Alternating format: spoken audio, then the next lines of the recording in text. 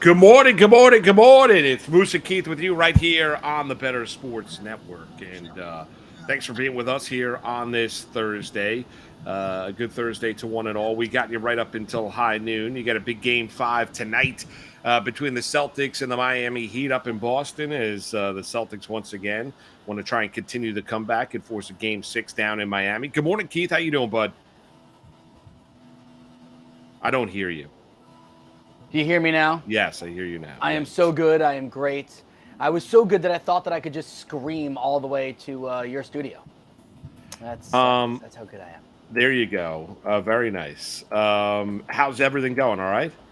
I mean, honestly, I have no complaints. I don't know why. Like, some people get on here and they're like, my wife this or my kids that or house this. No, I'm just happy. All right? Good, man. Woke up today. Sun was shining. Austin has we're going to talk sports today, but Austin's got a cool school trip today. They go to this place called Adventureland. It's like a, amusement park. So he's there all day. Got him off early. Alex has been really into, he wants to do workouts every morning.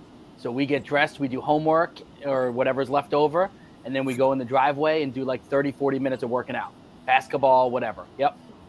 Beautiful. Well, there you go. Great. Well, it'll be a good Thursday. It'll be a good Thursday. Plenty to get into, plenty to chat about. Last thing I thought I'd hear yesterday was Kwame Brown, let's be honest, talking crap about LeBron James. So we'll get into that here momentarily. You got a Game 5 tonight. We touched upon it a little bit yesterday. We were hearing massive feedback in our ears. We heard about it a little bit yesterday. We talked about a little bit about it yesterday between the Celtics and the Miami Heat. And listen, I think it's possible. I mean, I do think it's possible for Boston to force and have a comeback in this series. However, the issue you have here is that Miami has clearly been the better team. Yes. I'm sorry. What's the matter? Oh my God. Because I couldn't hear it like you. I was just hearing so much stuff. No, we're talking a little Celtics Heat. What is going on? Let's pull it together. All right. 3, 2, 1. We're going to go live now. No, I'm just kidding. That was a joke. I think the Celtics are going to win tonight, by the way. And I said this yesterday. I think Celtics win tonight.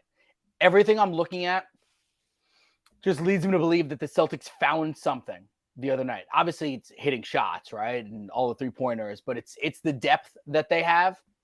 And for all the team chemistry and camaraderie and all of that you want to say for the Miami Heat. And truly, I believe that there may be no more tight-knit group because of the leader. And really, it's two leaders. It's Spoelstra and it should be Butler. But when I look at the Boston Celtics, if you watch the first couple of games, it was them missing shots and it was them not making the defensive stops they needed. Everything changed in game number 4. And I'm not trying to be Kevin Millar here, and I'm not trying to be Jaylen Brown or Marcus Smart, but it's kind of true, right? Don't let them get one because, when you let the team that is clearly the better team get any momentum at all. Now, listen, Miami may come out, they may play their best game, win tonight, and all of this is moot, and we're talking next week about the Miami Heat and the Denver Nuggets getting set for an NBA Finals. But Moose, I think Boston figured a little something out, and I think they win tonight. Yeah, I'm not so sure. I mean, they've been terrible at home all throughout the course of the postseason. I mean, 4 wins out of 9 home games or something like that, right? I mean, they have not been a great home team. It's not like you're looking at the Denver Nuggets. You look at a scenario where, Boston's the more talented team. I mentioned that it's possible. I don't think it's probable. Boston's the more talented team. They've also been the more inconsistent basketball team. When have you looked at it? It's okay to lean back on talent, and it's great when you listen to Jaylen Brown and before Game 4 say, "Don't let us get this one." And they're going back to Beantown for a Game 5. In normal circumstances, if it was a team that was really, really good at home, I'd look at it and say, yeah, I mean, I could clearly see this going back to Miami. Then all the pressure in the world is on the Miami Heat in game number 6. However, the Heat have been the better basketball team in the postseason. They just have been. They've been the more consistent team. They gone through Milwaukee, New York. They lead this series 3-1. Boston was life and death with the Philadelphia 76ers. They played around with their food against the Atlanta Hawks. We keep on banking on this idea. I mean, Miami is what? I mean, an 8.5, 9-point dog going into the game tonight. It's literally been anywhere between 7.5 and 9 over the last 24 hours. That's embarrassing. I mean, yeah. people are just begging to bet on the Boston Celtics. So that's where the number is going to lie. We talked about it, earlier on in this series with the 2 games up in Beantown, that Miami won outright and we're the better team. And we could talk about Boston have a 9-point lead at the half in game 1. Yeah, that's great. And they got outscored and drubbed, in the third quarter, and you never heard from him again. Joe Mazzulla gets out coached by Eric Spoelstra. I really, I come out of game 4 and I say to myself, and listen, I'd love to see more basketball. I don't want to see this monumental break. I'd love to see basketball over the holiday weekend. Love to get a game on Saturday night, between Miami and Boston down in South Beach. That would be utterly fantastic. It would be great. And I think we'd all eat it up with an absolute spoon. Oh, yeah. I can't get all the way there to have the confidence level that you do, Keith, in the Boston Celtics, when what I've watched from Boston, regardless of the talent level, is an unbelievably inconsistent team. All right, let's try to talk this out then. Okay, so game 4, 6 players for the Celtics go double digits, only 4 for the Heat. All right, Boston rallies from a 6-point halftime deficit. It's kind of what they do, right? They always find themselves in a hole. They come back, outscore Miami by 23 points in the second half. All right, how about this? I found this number. The Heat have covered the spread twice this year when they were underdogs by 7.5 or more points. So it's not often that the Heat have done it. Okay. And then does that count the first 2 games in the series? Game 2 in the series, they were a 9-point dog. Shoot, I don't have that in front of me. I'm sorry. No, I'm just curious because we've seen this before. That might just be regular season. And I'm thinking that's just regular season. That's regular season. We've already seen it in this series. I mean, because everybody and their mother would be they were all. I mean, couldn't get enough money out of the ATM to go bet the Celtics game 2 after Miami won game 1. And what happened in game 2? Miami won, right? Then the scenario. Well, Boston's backs up against the wall. They're going to respond in game 3 and Miami boat raced them. Then it's a case of, Boston's now all of a sudden figured it out. Or maybe Miami just had a down game, which they did. I mean, Keith, you look at it, Miami hit 8 threes over the course of the game. Caleb Martin was hot in the first half, got ice cold in half number 2. They didn't get the great performance by Jimmy Butler. They were not on point offensively. They're not knocking down their outside shots, as we see a lot of days in today's day and age of the NBA. You're not going to win. And we've seen that before with Miami. We saw it in the Knicks series. We saw it at times, in that one game in the Milwaukee Bucks series. The surprising thing is that Miami has shot the ball a lot better during this postseason than they did during the course of the regular season. It just amazes me. Like, it gets to the whole disrespect angle. It really does. Like, because it's almost like as a society, as a sports society, as we are consuming this on a day in, day out basis, nobody wants to believe what we are watching.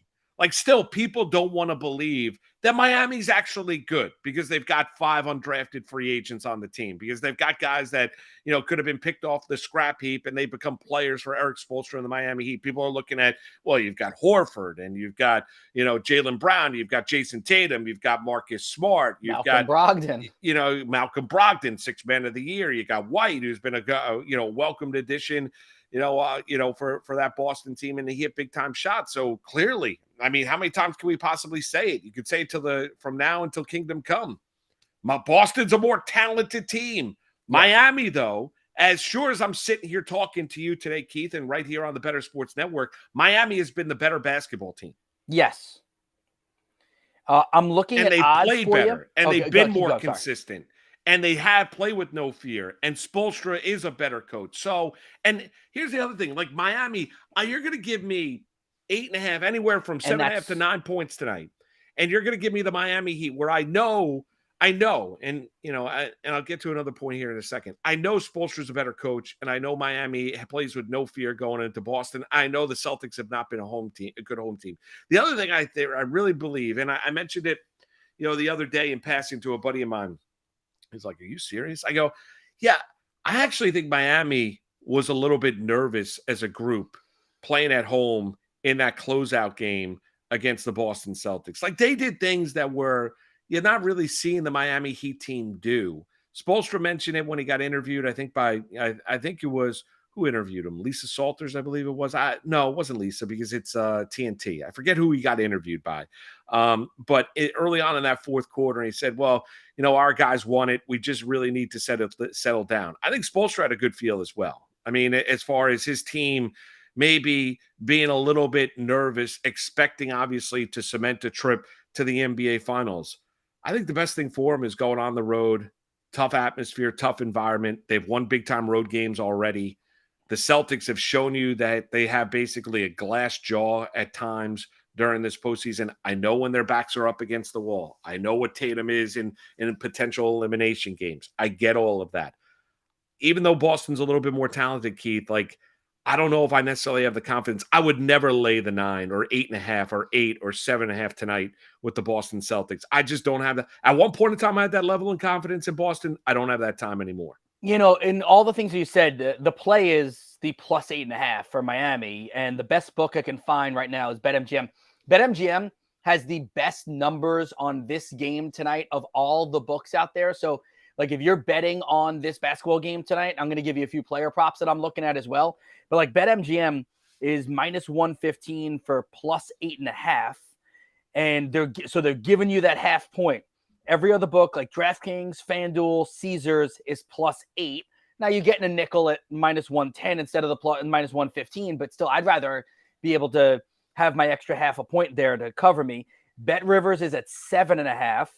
And then, PointsBet and WinBet are also at 8. So BetMGM is giving you the best number. And again, I'm on my BetStamp app, which is fantastic. So I would say if you think Miami's going to win or it's going to be a close game, go to BetMGM, do the plus 8.5. Now, if you really think Miami's going to win, like you feel pretty confident about it, this is where you can start talking about splitting a unit here. All right. So if you want to do something to the effect of, and everyone knows what your bankroll is, but let's say you wanted to do like 3/4 unit on the plus 8.5. So you're playing it safe, and then do a 1/4 unit on the money line plus 250. Something like that means you can win twice, you can win once, and there's only one way that you lose. So you're basically saying that I have 2 out of 3 chances to win. Yeah, I like that. It's an avenue. Like, you know me, I'm like nerdy with this stuff, and I'm always trying to like arbitrage stuff and stuff like that. Like we found one yesterday on Better's Eye. I can't remember what it was.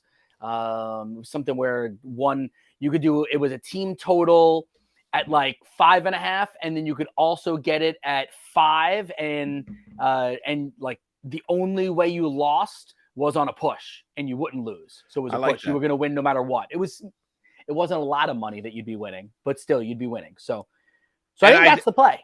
Yeah, I mean, listen, I do think there's a correlation where if you like Boston tonight and you say, well, they figured it out, they're going to win it, they're the more talented team, I'm going to bank on the more talented team, they're home, I don't care what their home record is. I would look at the player point totals, and I mentioned elimination games. I think Jason Tatum in elimination games is averaging 29, right around 29.8 points per game, right? That's really where he is in elimination games. His point total tonight on FanDuel, maybe other books have a little bit of a different price, is sitting at 31.5. I would go over. If you like Boston tonight and you think they're going to win the game, you don't have to be a rocket scientist here. I mean, Tatum and I think Jaylen Brown are going to have to play really well. And of the 2 point totals that I know it's a high point total sitting at 31.5, he's going to keep chucking and ducking. If you like Boston tonight, then I would take the over 31.5. If you like Miami tonight, then I would probably take the under Jason Tatum 31.5, and then I would probably take the over Jaylen Brown 23.5 when you're looking at his point total. So now I know it's getting a little bit acute, but I do think there's a correlation here that you can draw, and it's an easy one. I think it's a case of you like Boston, Tatum's going to have to go off tonight. I don't think he has to go off for 51 points like he did in the Game 7 against the Philadelphia 76ers, but I would take the over 31.5. All right, so let's find our best number then, though. Okay, so you're obviously on FanDuel, 31.5 minus 104 for the over. Every other book besides FanDuel has Tatum's number set at 30.5 on points. Okay, now you're paying much more up. So DraftKings, PointsBet, BetMGM, all are minus 125 for over 30.5. Caesars at minus 127. Bet Rivers, if you have that, it's minus 119. So there's your number there. Now, what I will say then is this. If you think the other way and you're going to go the under, your 30.5s are anywhere between minus 105 and minus 111. Your under on your FanDuel book at 31.5 is minus 122. So it really depends on what you think the value is. If you think that Tatum, let's say you believe the Celtics are going to win, and you think it's going to be. I mean, I'm not outlandish to think that. You like the No. Celtics, Yeah, don't yeah, you yeah. think if Boston wins tonight and force a game 6, Tatum's gonna have to have a game? Like they Yes. can't. I don't think Boston can win tonight if Tatum scores 23 points. Right. And that's what, and that's, I'm rolling with you on this one. That's why I'm trying to, so if you think the Celtics are going to win tonight, I think the way to go is FanDuel at minus 104 for the over 31.5. Because would it be shocking if Tatum ends up with 37 tonight in a win? No. If they lose, he probably gets 24, 25 points. I think there's a cool correlation there. I like that. I'll give you a little bit more of a deeper dive play on the Celtic side and the Miami side. So what I'm noticing is Boston plays better when Al Horford is active. Now, it doesn't always mean 14 points, 15 points. It means he's involved in the play. So averaging 7.3 points per game during this series against Miami. That's a number to pay attention to because I'm about to give you a 7.5. But over the last 2 games, 8 points, 12 points, averages 10 points, actually 10.5 points per game, and over 50% shooting when he's playing at home this season, okay? So that's an important thing to notice as well. BetMGM, again, best number I could find, even money on over 7.5 points for Al Horford. I like that. Even if Boston loses, he could get 8 or 9 points. No doubt. Right? No and doubt. It was 6.5 for game number 4. So they raised it 1 point, but they are giving you even money. I like that. Anything from a Miami perspective you like tonight? Yeah, I think it's the role players because I can't figure out what to do with Jimmy Butler here. And 28.5. Yeah, like it feels excessive to me, but I don't want to bank on an under on him. What do you got for Bam Adebayo there? Because then I'm going to give you my deeper 17.5. Yeah, I feel like I get burned by Bam every time I give out a Bam play, and it's like 16.5, 17.5, 18.5, whatever it is. I lose by like 1 point here. So what if we go with a deeper dive? And we give you Caleb Martin, even money, BetMGM, over 12.5 points per game. He's had at least 15 points in all 4 games. That's good. It's minus 120 on FanDuel.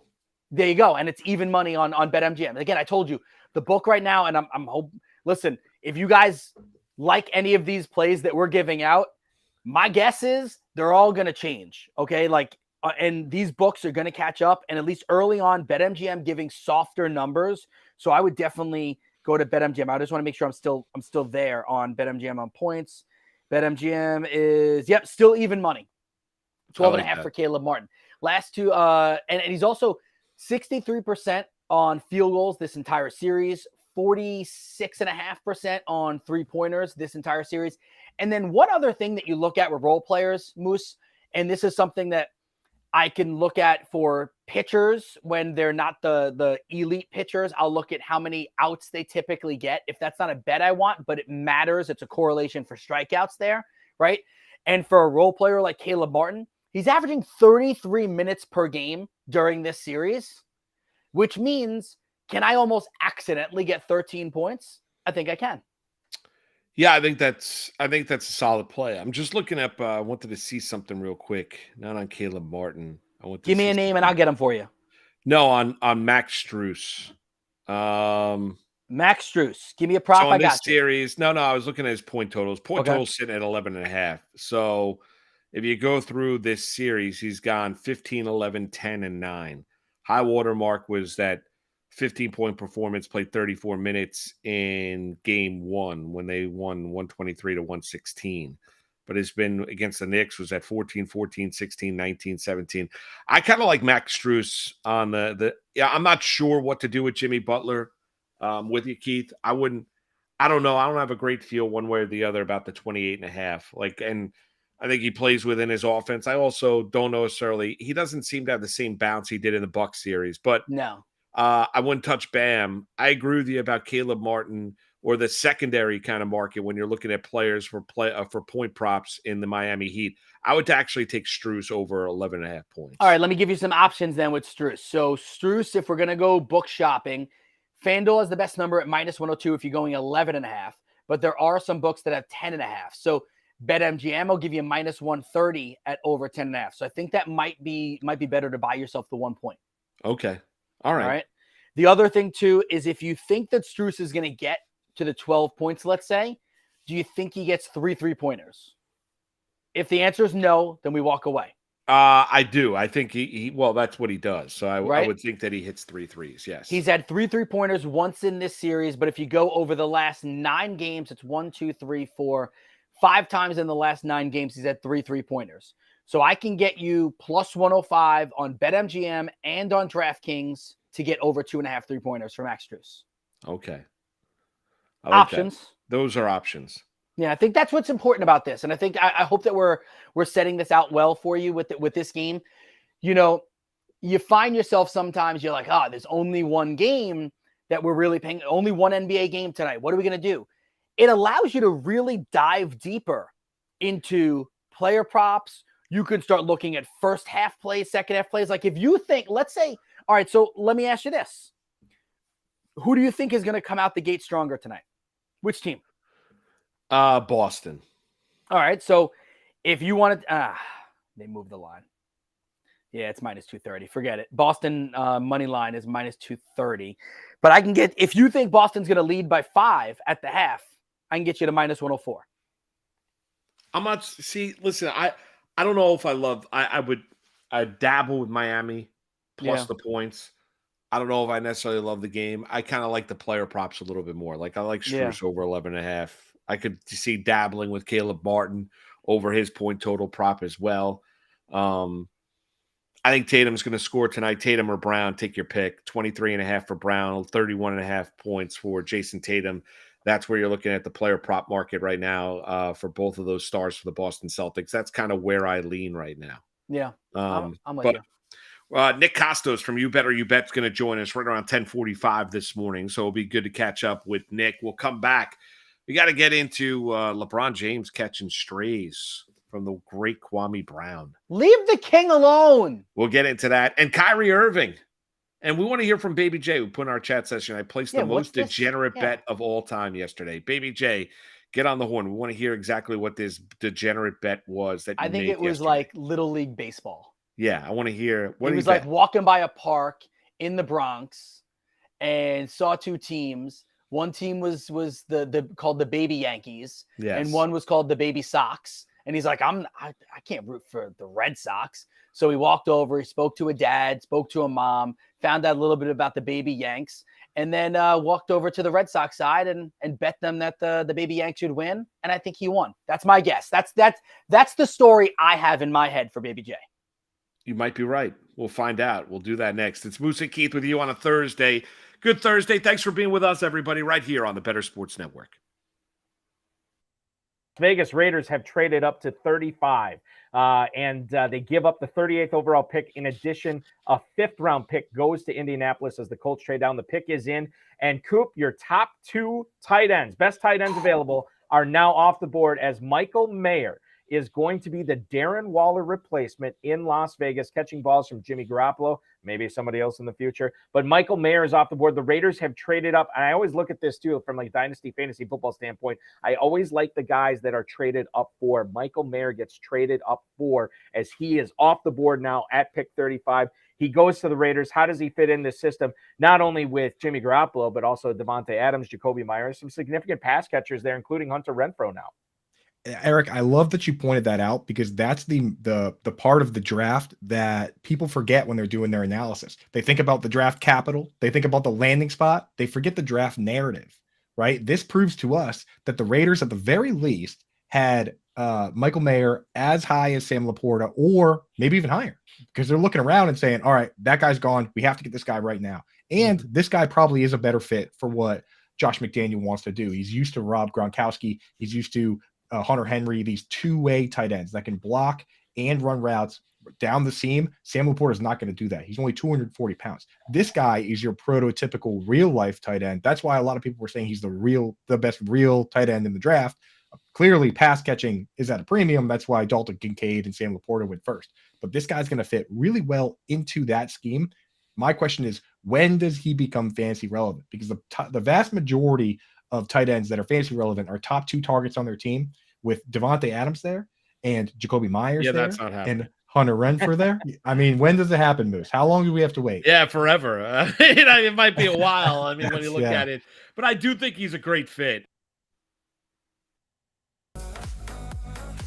Let me talk to you, Vlad, about an award here that I thought was very, very debatable. And it was Cy Young in the National League. In terms of odds, it's Strider at plus 230, Zach Gallen at plus 215, Clayton Kershaw plus 1,000. Clayton Kershaw, to me, his numbers are phenomenal and better, or at least right there with these other two. Strider was my preseason pick to win the award. But Clayton Kershaw at plus 1,000 compared to these other guys with similar numbers in the plus 200s. Like, let's bang on Kershaw and hope he doesn't get hurt, right? Where are you at with that, Vlad? Yeah, those are great odds. I think the only concern that fantasy players and Dodgers fans had before the season started was innings limitations. Just wanting to make sure that he is fully ramped up for the playoffs. And as some teams do, you sometimes get those phantom IL stints. And we might see that sometime maybe around the All-Star break with Kershaw, just to preserve his arm over the second half of the season. But man, he's a great pick. If you're telling me those are the odds, that's really, really nice. I do love your Spencer Strider pick. I think that's what I would have done in the preseason and bet on him. He's an absolute beast. So, but Clayton Kershaw at plus 1,000, those are phenomenal odds. And you mentioned Zach Gallen, he's incredible too. And looks like Arizona has been in the hunt there in the playoff. Well, so far it's early. Dodgers, maybe Padres will be in competition for that division. But yeah, that's a nice 3-way race, and we might see some other players pop in there.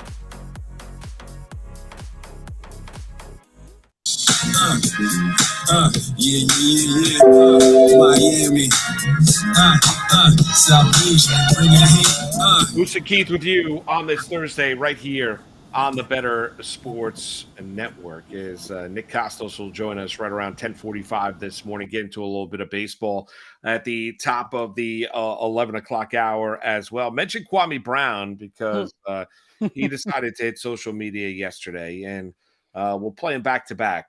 The cuts from Kwame yesterday and the criticism of LeBron James. Take it away, Ernie. You not that, LeBron. I saw last night. You not that, bro. You are a great player. You got good stats. You played longer than anybody. You a bad motherfucker, but you not that. I played with Kobe. I played with Richard Hamilton. He would have got a shot off. Hell, Gilbert Arenas would have got a shot off right there. You didn't even get a shot off. We don't even know if you would have hit the goddamn shot. You ain't even get it off. I used to watch. Where's your little touch moves? You supposed to be the best scorer in the game. You got all these points. Where's your move? Like Jokic can play till he goddamn near 50. Jokic don't even get off the ground. He pick, he roll, he do a little floater. LeBron, why didn't you work on your other shit, bro? I know I'm a bust, so everybody gonna say, "Oh, why you fuck?" Cool. I'm a fan now. I'm a basketball enthusiast. I'm a fan. I played this game and I watched MJ. I watched Kobe work on driving right, getting to a spot. You were supposed to get to a spot right there, brother. You were supposed to bump them. You 6'8". They can't even see the rim when you get up there. Bump that motherfucker going left and rise up. You right there. But you were looking for a bailout again.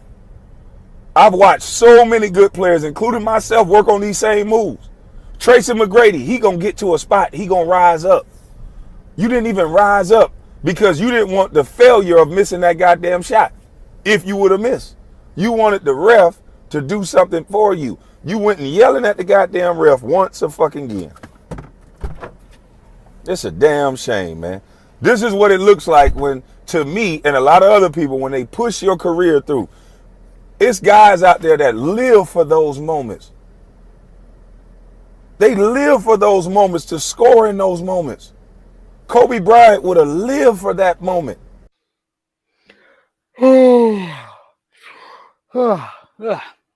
I'm sorry. I took a nap. What That just was happened awesome. there? That was awesome. That's just awesome. It's Yeah, not boring. It's awesome. It's awesome hearing from a bum. He's not a bum. Stop. He That's said not it. He true. said it himself. He was He a said he was bust. a bust. He said he was a bust, right? I Yeah. mean, Kwame Brown, But right? really? There are a lot of guys. I mean, but there are a lot of guys in the NBA based on circumstances, and and whatever. Yeah, he could say that, but he's not wrong. I mean, some of the stuff that he said is not wrong. He was looking for a bailout call. I mean, the last play, not? Jamal Does he- Jamal does Murray. he- does- Jamal Murray made does- a great play. Can I He put ask his you, hands does down on him. does LeBron constantly complaining to the officiating? Constantly. Every star. It doesn't matter, it. but I'm just asking you, is he constantly complaining? Yes. What he said is not wrong. He didn't get a shot off. Yeah, but the constant fire. And he said, listen, I'm a basketball fan. You can call me a bust all you want. Yeah. You can downplay what I have to say. What he has to say is, do you think Kobe Bryant's getting a shot off? I don't know. Kobe Bryant didn't play. Kobe Bryant play? Kobe Bryant would have gotten a shot off. Okay. I mean, he would have. Michael would have gotten a shot off. You mentioned Gilbert. I mean, there were plenty of guys would have gotten a shot. LeBron didn't even get a shot off. Yeah, I was watching The Last Dance last night, actually, and there were a few times that Jordan didn't get shots off.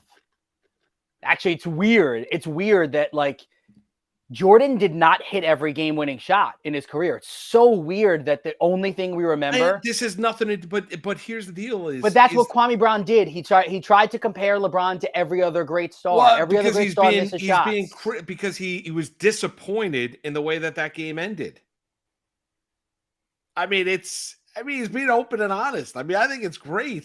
I mean, I just do. I think it's awesome. Now, like Kwame Brown, he looks like he's in good health and good spirits, and clearly, I think the rant that he went on was 7 minutes in length, and it wasn't. By the way, Kobe Bryant missed 42 possible game-winning shots. LeBron James has missed 33. I'm not telling you that but LeBron also hasn't taken as many. That's the criticism. Let's be honest. No, I think it's Let's be honest. Let's come on, Keith. I'm gonna find the number for you. As big. I understand you love LeBron. I get it. I understand, but LeBron has passed up those shots as well. He has over the course of his career. It's been and that's fine. You want to find the wide open wide open guy, but that has been a criticism over LeBron's career, has it not been? Yeah. Yeah. No, it has. So, I mean, we know that Kobe was going to, without a shadow of a doubt, taking the shot. Michael was going to take the shot. They didn't always obviously make the shot. They're not perfect human beings, not perfect basketball players. But the criticism of LeBron at times has been he has passed up those shots and put the pressure someplace else. He didn't want the onus on his shoulders. I guess. I don't know. I honestly think it was. You know what I think it is? It's great. I think hearing from Kwame Brown, who's one of the greatest busts of all time, like it meant nothing to me hearing from him say it. I don't. However way you want to judge, just because someone did not succeed in the NBA does not necessarily mean his point is not valid. Yeah. Like, if you're going to say that, I mean, if you're going to, then every pundit that's on TV that criticizes one way or the other, well, they never played the game. And so, by the way, Kobe has the most game-winning shots of all time. Jordan is 2, and LeBron is 3.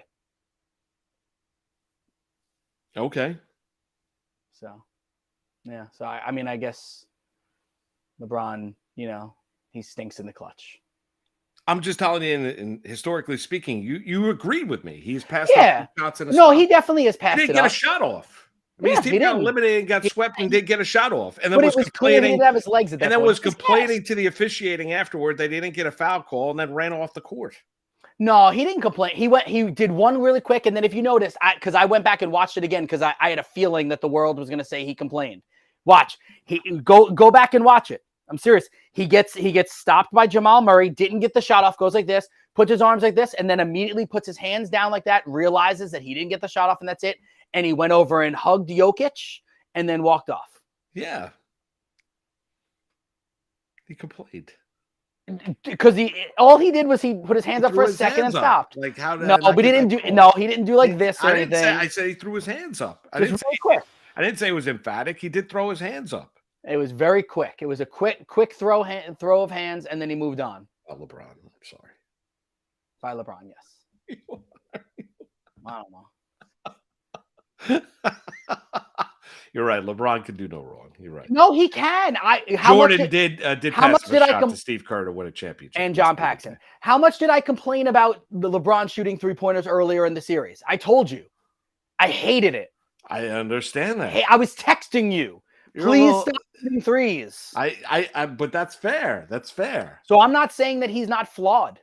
I would hope so. We're all flawed. Yes, not you. No, not you. But no, I'm flawed just like your hair everybody looks else. nice, though. Hair looks Thank good. you. But Good hair. you're a little sensitive about LeBron. Kwame Brown, you're basically calling him a bum. Yeah. Why is he I mean, I just he was good enough to make it to be the number one overall pick in the NBA draft. I know he didn't succeed. I get it in the NBA, but he was talented enough, gifted enough to go through all of that and to be drafted number one overall. Sure. And it didn't work out that well. It didn't work out. No, it did. But there's a lot of guys that it didn't work out for when it comes to the NBA. He should also pay attention to the road, man. Stop driving and video. I'm just kidding. I'm joking. Well, everyone does that now. I know. But I mean, I don't know. I thought it was hysterical. Like, and I thought that was as matter of fact as he said it. Like, it's just so funny. It's just. He's bringing up Gilbert Arenas. Yeah, and that's the problem too. Is like you start bringing up guys that were like borderline guys. Like, don't tell me Rip Hamilton. Like Rip Hamilton was a really solid NBA player. He's bringing up Agent Zero. Rip Hamilton was better than solid. He was great. I love Rip wearing the mask and all. UConn legend. He had a Rip Hamilton. Very good NBA career. Yes, he did. Yes, he was a very good player. No doubt about it. Yeah. He'll be a Hall of Famer one day. I guess, Everyone right? I know. I think you're in the Hall of Fame. Everyone for gets into the Hall of Fame. It's up in Massachusetts. So I don't know. I just love the fact that the last guy I thought I'd wake up on a Wednesday and think about the fact of who was going to be criticizing LeBron James was Kwame Brown. I mean, I guess if anything, it makes a lot more sense that someone like Kwame Brown would go after one of the best, because I don't think that you would not hear Kevin Durant ripping LeBron like that. No, Kevin. I mean, like you wouldn't hear like any of the all-time greats don't rip the all-time greats. It's usually the guys that, their careers didn't go the way that they hoped. How can I get myself back into the limelight? Hey, look, everyone forgot about Kevin Kwame Durant Brown. is praying to the good Lord above that Phoenix doesn't hire Doc Rivers. Or that Kwame Brown decides to talk about him. No, like actually that's Doc the never always lands on his feet. Here it is. Kwame Brown. Yeah. No one cares. He's been non-existent. He's basically a footprint in the NBA. Wasn't he the young at the time? He was the youngest ever player drafted into the NBA. Yeah. He was the first high school player drafted number 1 overall. It never worked out for him in the NBA. And listen, he played 12 years, whatever it was. I think he averaged like 7 points per game. Had one or two seasons where he averaged double digits. No, he wasn't good in the NBA. We all forgot about him. But guess what? By him doing that, he's gone on these rants before. But everyone forgot about him. Everyone forgot about him. He's been pointless. He's been useless and pointless. Totally forgotten. And now we're talking about him. So good for you, Kwame Brown. Congratulations. You decided to go after one of the greatest players of all time so that everyone would hopefully remember who you are. No, I'll remember Kwame Brown. If you follow sports, you'll know who Kwame Brown is. Yeah, you think of him as someone who didn't live up to any of the hype. That's what you think of.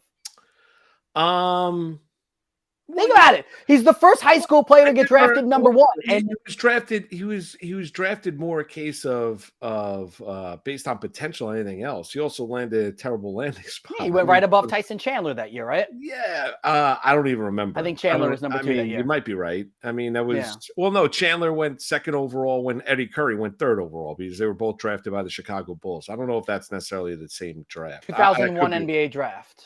Could be wrong. Chandler was number 2. Pau Gasol was number 3. Joe Johnson was 4. Oh, Eddie Curry was drafted there. Okay. Eddie back-to-back Curry was years for Chandler. So Yeah. it was Kwame, Chandler, Gasol, Eddie Curry 4, Jason Richardson 5, Battier 6, Eddie Griffin 7, Sagana Diop was 8. Remember him? The kid from Senegal. Maybe Jay, I agree with you. Agent Zero was really good. Yeah, until he like kind of lost his marbles a little bit. Yeah, Father Time caught up to him. He had the and knee also injuries. just bringing guns into the arena. But he had the knee issues and stuff like that when you look at Gilbert Arenas. Yeah. But yes, Arenas was a guy all offense, no defense. That was a horrible draft, 01. Kwame, I want more. Give me more. Can you break down, can you give me a little, throw him into the TNT crew? Oh, my God. Well, I mean, I wonder if that's what he's aiming for. Maybe he's trying to get on TV. I don't think. Congratulations, Kwame. I don't know. Maybe he is. Maybe he is. I just love how open and honest he was. He hates Vladimir Radmanovic was drafted. He just hates LeBron James. Yeah. He just goes on. He's like, you know what? Let me hop in my car. I'm gonna go on a. What was that Insta Live that he went on yesterday? And let me just go rip LeBron, and it was everywhere yesterday. Like you couldn't turn off social media where somebody was not retweeting what Kwame Brown had to say. One season that he averaged over double digits. Kwame should have brought up Space Jam too. That I would have respected. That would have been funny. And you're a terrible actor. Oh you're my! Just awful. All right, so Moose, you're a terrible actor. Moose, I will tell you, had he done that, I would have said that was a great rant. Yeah, it was. I thought it was great nonetheless. I would like more. Tell him that he wasn't funny in what was the what was the movie with Bill Hader and Amy? I don't remember. The Schumer. Not sure. LeBron was in it. No. I have no idea what the name of the movie was. You're asking the wrong guy. I have no idea. Movie was kind of funny. John Cena was funny in that movie, actually. Okay. I have no idea what movie that is, but yes, I mean LeBron's Trainwreck. I think it was Trainwreck. There you go. So more of Kwame Brown. Thank you. No, I'm good. We'll come back. Nick Kostos will join the program from You Better You think Bet. Nick Kostos we'll get Kwame into Brown? The latest and greatest with Kyrie Irving. We'll chat about him a little bit later on the program. Get into a little bit of baseball at the top of the 11 o'clock hour as well. He's Keith Arizari. I'm Mark Malusis. Kwame, thank you. Right here, Better Sports. Boo, Kwame. Moose and Keith. Weekdays at 10 a.m. Eastern. The word genius is there. Bob Glover, it describes him. Bob, so when's the last time that Twitter defeated you? Because I've been defeated by Twitter today. I'll tell you how Twitter defeated me one time. I had the mistaken impression that the year that Troy Polamalu won the Defensive Player of the Year, it looked like it was going to go to Clay Matthews Jr. And I tweeted it. And there was a guy on the media bus. He was like, oh, yeah, he's got it. A guy I trust. I won't tell you who it was, but his initials are Mike Garafalo. So I went with it. Got a DM from Rich Eisen, NFL Network. He goes, you sure about that? I go, oh, man. Oh, I just got this wave. Because, like, accuracy to me is really important. Yeah. So I'm literally on the media bus. We're just getting back from media day. We are slipping and sliding in Dallas. It's snowing. I get off the bus. I open my laptop. I'm hunched over. And I just, like, literally people are passing me. Bob, what's wrong? And it was Polamalu. And Adam Schefter had retweeted me. Trey Wingo had retweeted me. I'm like, oh, I'm dead. So when it's Polamalu, then how do you handle that? Like, what was the subsequent tweet I think afterwards? I said, got some bad Twitter info. I didn't put Garafalo's name on there. I had to 10 years later, you can out him. I like that. Yeah. You know, he wouldn't mind that. He knows the stories. So. Yeah. He actually said to me, hey, Bob, I think you might have jumped the gun on that. I was like, oh, crap. There we go. Campus to Canton on the Better Sports Network. Would Dion bench Shedeur? I don't think he would. Like, how bad would it have to be? Because we've seen horrendous quarterback play from this Colorado team for the last, 5 years? JT Shroud, Brandon Lewis, just terrible quarterback play. Like, they were 131st, which is dead last in pass EPA per play obviously it will be better, but how bad does it have to be for him to bench his own son? Like, I'm not sure he will ever either. Like, especially with the attitude that he came in with. If they don't get Rashada, who do they bench him for this year anyway? I don't know that there's another answer on that roster that you go to. They don't really have a guy behind him. So I don't even know if we would know the answer to that until the next year, assuming that, he doesn't declare for the draft, he returns, they bring somebody else that's competent and behind him. If they're going to do this the Lincoln Riley way, next year would be the class to bring somebody in. Shedeur Sanders is going to be a third-year player. So he's going to play 2023. I don't think he's declaring for the 2024 NFL draft. So he's going to play in 2024 and then declare for the 2025 NFL draft. And let's remember this. He hasn't had a full recruiting cycle at Colorado. He will have that next recruiting cycle. So maybe he could get one of these class of 2024 quarterbacks there to come to Colorado. However you're invested in sports, from betting to fantasy, collectibles, and more, join our community on Better Sports Network.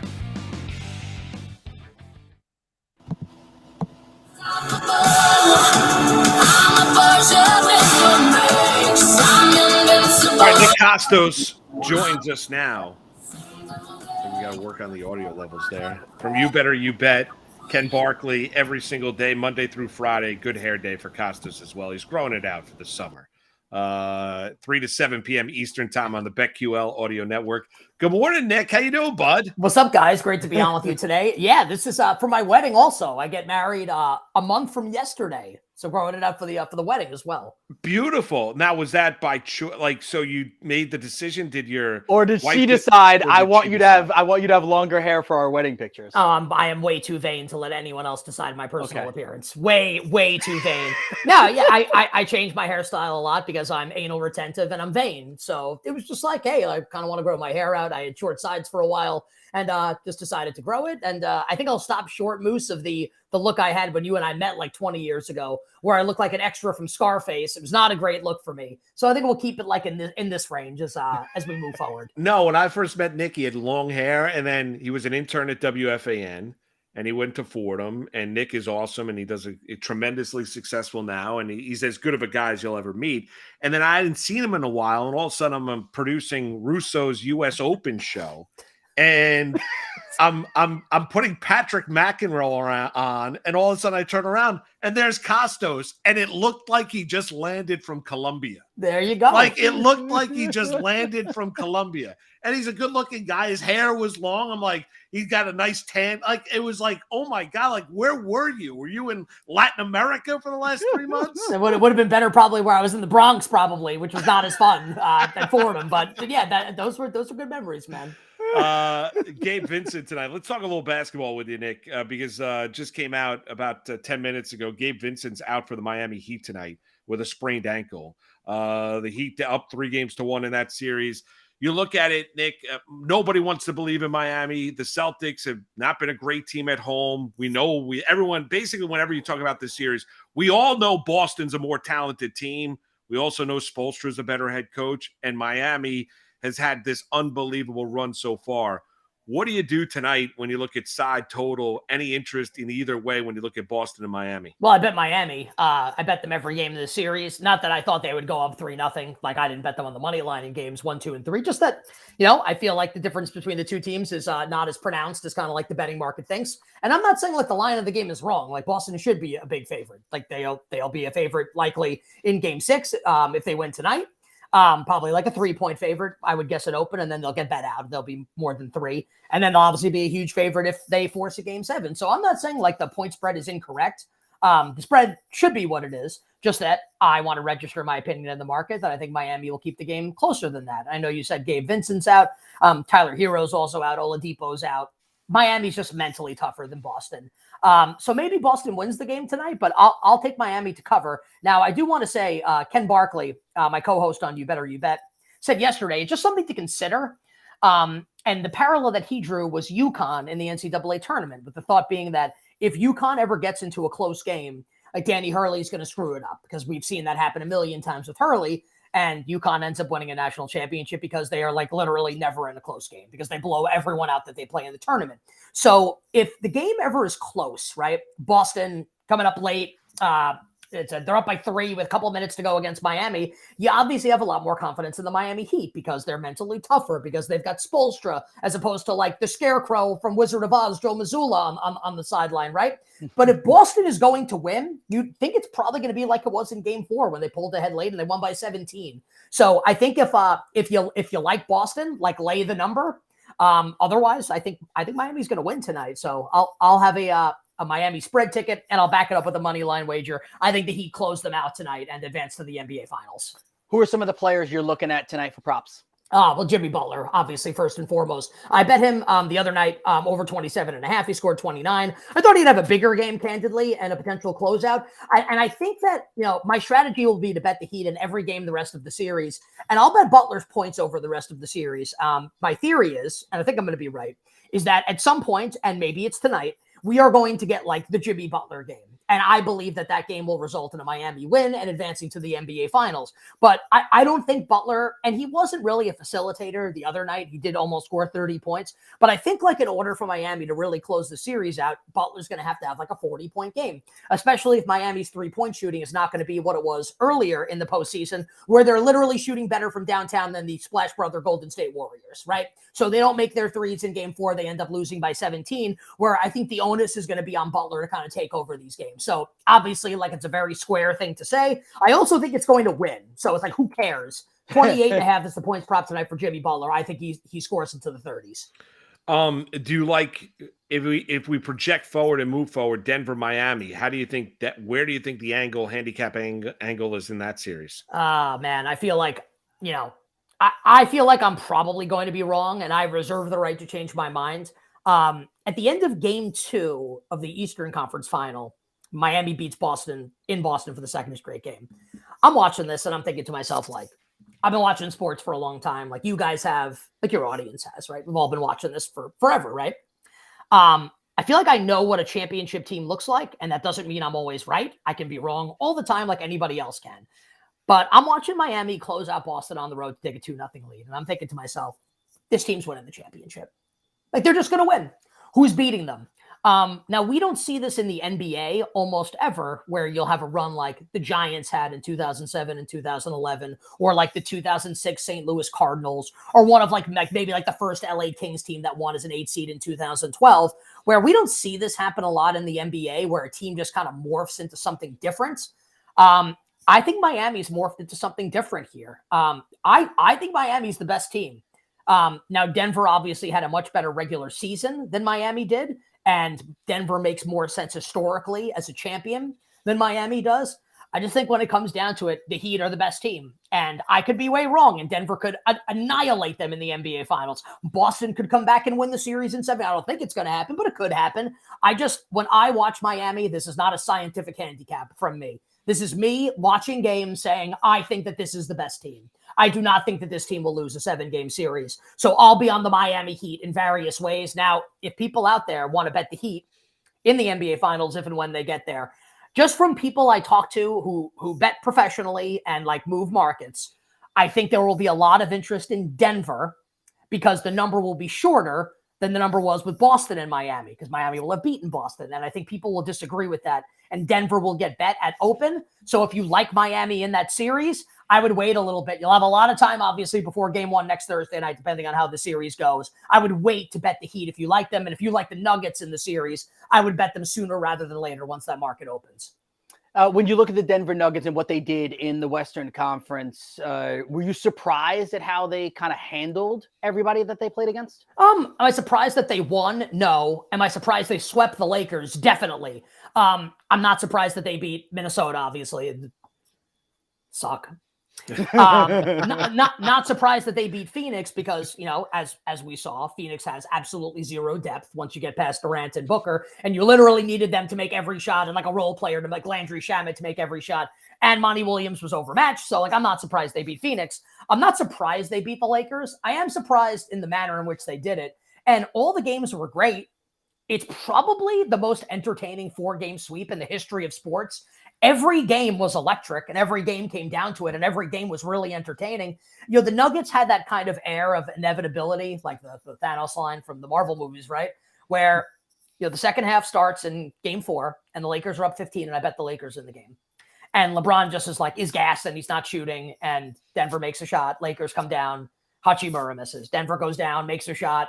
Dennis Schroeder misses. Denver goes down, makes a shot. And it's like, okay, like this is just going to be what it is. Like Denver's just going to win. The Nuggets were inevitable. So a really great run by them. I'm not surprised they're here. I am surprised that the Lakers couldn't even take a game off of them. Football wise, Nick, I know you and Kenny have been breaking it down, looking at, look ahead lines and futures markets and everything like that. What's your best play? Whether look at season totals, what's your best NFL future bet that you absolutely adore and love right now? Yeah, I love the Green Bay Packers this year, and it's not that I think the Packers are definitely going to be good. It's just they're the type of team that I think is worth betting on. There are a lot of teams in the NFL that have a win total, right? Let's take Seattle, for example. Seattle's win total is 8.5 this year. Like, is there a world where the Seahawks go 14-3? Like, sure, like it could happen. Anything could happen. Is there a world where they go 4-13? Sure, like Geno could get hurt, whatever. I think most likely, though, they're going to win like 9 games or 10 games or 8 games or like 7 games, where it's hard like to make a case for that team winning 14 or winning 4. The Packers, if Jordan Love is bad, they could go 4-13. They could be, if he sucks, they're going to be bad, like period. Yes. But if he's good, in a bad conference, in an extremely winnable division, why can't they win 12 games? And I take flack from people for saying this. I think the Packers are going to have a better record this year than the Jets after the trade with Rodgers. The Jets are better than the Packers. I'm not saying Green Bay's better. The Jets also play at murderer's row in the AFC and specifically in that division in the AFC East. And the Packers are going to have an easier go of things in the NFC North. Now, I happen to think Jordan Love is going to be pretty good. Is he Aaron Rodgers? No, not yet, at least. We'll see. But LaFleur is a great coach and has shown that he can get the job done and he can win games at least in the regular season. The talent is there on defense. Can they put it together to win 8 games? Like, they don't have to win 11 games to win this bet. 7.5. I love the over on Green Bay. They have the longest odds to win the NFC North, plus like 400. The Packers to win the division. Really? If Love's good, they're winning that division. So I think like being bullish on the Packers. And also if they go 12-5, guess who's winning coach of the year? Matt LaFleur. It's done. It's no done. Doubt. No He's doubt. going to get the credit if that happens. You trade an all-time great quarterback and you go out and win 12 games, win the division. LaFleur, you're right. He's going to win coach. Or win 11 games and they win the division. He's winning coach of the year. How do you handicap a team like the 49ers, considering we don't fully know the quarterback situation? Well, I think they're a really interesting one, right? And I think that's kind of reflected in some point spreads over the course of the season. Like, week 1 against the Steelers, they're a 3-point road favorite in that game. I think that if we knew for sure, it would be Purdy. Like, it would be over 3, and not like a lot over 3, but I think they'd be more than a possession, more than a field goal. I think the right number there would be 3.5. And then if you look like later in the season, like when they play the Philadelphia Eagles in the rematch of the NFC Championship game, the point spread is the same as it was in the NFC Championship game. So I guess the thought is that as we get later into the season, the quarterback situation will have stabilized and we'll know like they're more of a known quantity at that point than they will be early in the season. Now, Kyle Shanahan can say whatever he wants. And actually, maybe he's right that Sam Darnold, Trey Lance, Brock Purdy, they can all run the offense. They can all succeed. It's his offense. And to be fair, like a lot of quarterbacks succeed in that offense that you think wouldn't otherwise. So I think they're a really, really tough team to bet against. I also don't know if I would bet on them. If their win total is 10.5 or 11, if it's Purdy, do we trust him to get it done over a full season? I wouldn't bet against it. But I also wouldn't bet on it. So, Keith, they're a team that I like staying away from right now in the futures market. What about in the AFC? When you look at a team, anybody, you've got obviously Bills, Bengals, Chiefs are going to be one of those teams. Everyone seems to love the Jacksonville Jaguars, very winnable division coming off the year last year. Throw Calvin Ridley into the offense. How about an AFC team, Nick? Sure, I'll give you one positive and then I'll give you one negative. And the positive is kind of like has kind of gone away a little bit. Like Lamar signs his deal and the Ravens win total is 8.5. And it's like, okay, like this is actually like the stupidest thing of all time. Like really, like with Harbaugh and Lamar, the win total is going to be 8.5. Now it's like 10.5. Like that's right. So we are right on there. I'm very bullish on Baltimore to at least have a lot of regular season success this year. When you get to the postseason, it's sort of a different thing. And like, I think you trust Burrow and the Bengals more than you would Lamar and the Ravens come January. But regular season, like Ravens are going to be awesome. The Bengals are going to be awesome. I think the Steelers have an opportunity to be maybe not awesome, but good. Cleveland is one of these teams where if Deshaun Watson's awesome and he rediscovers his Houston form, they could win 14 games if he's great because the roster is really good and Stefanski's a good coach. If Watson plays like he did last year, they could win like 5 games because the rest of the division's awesome.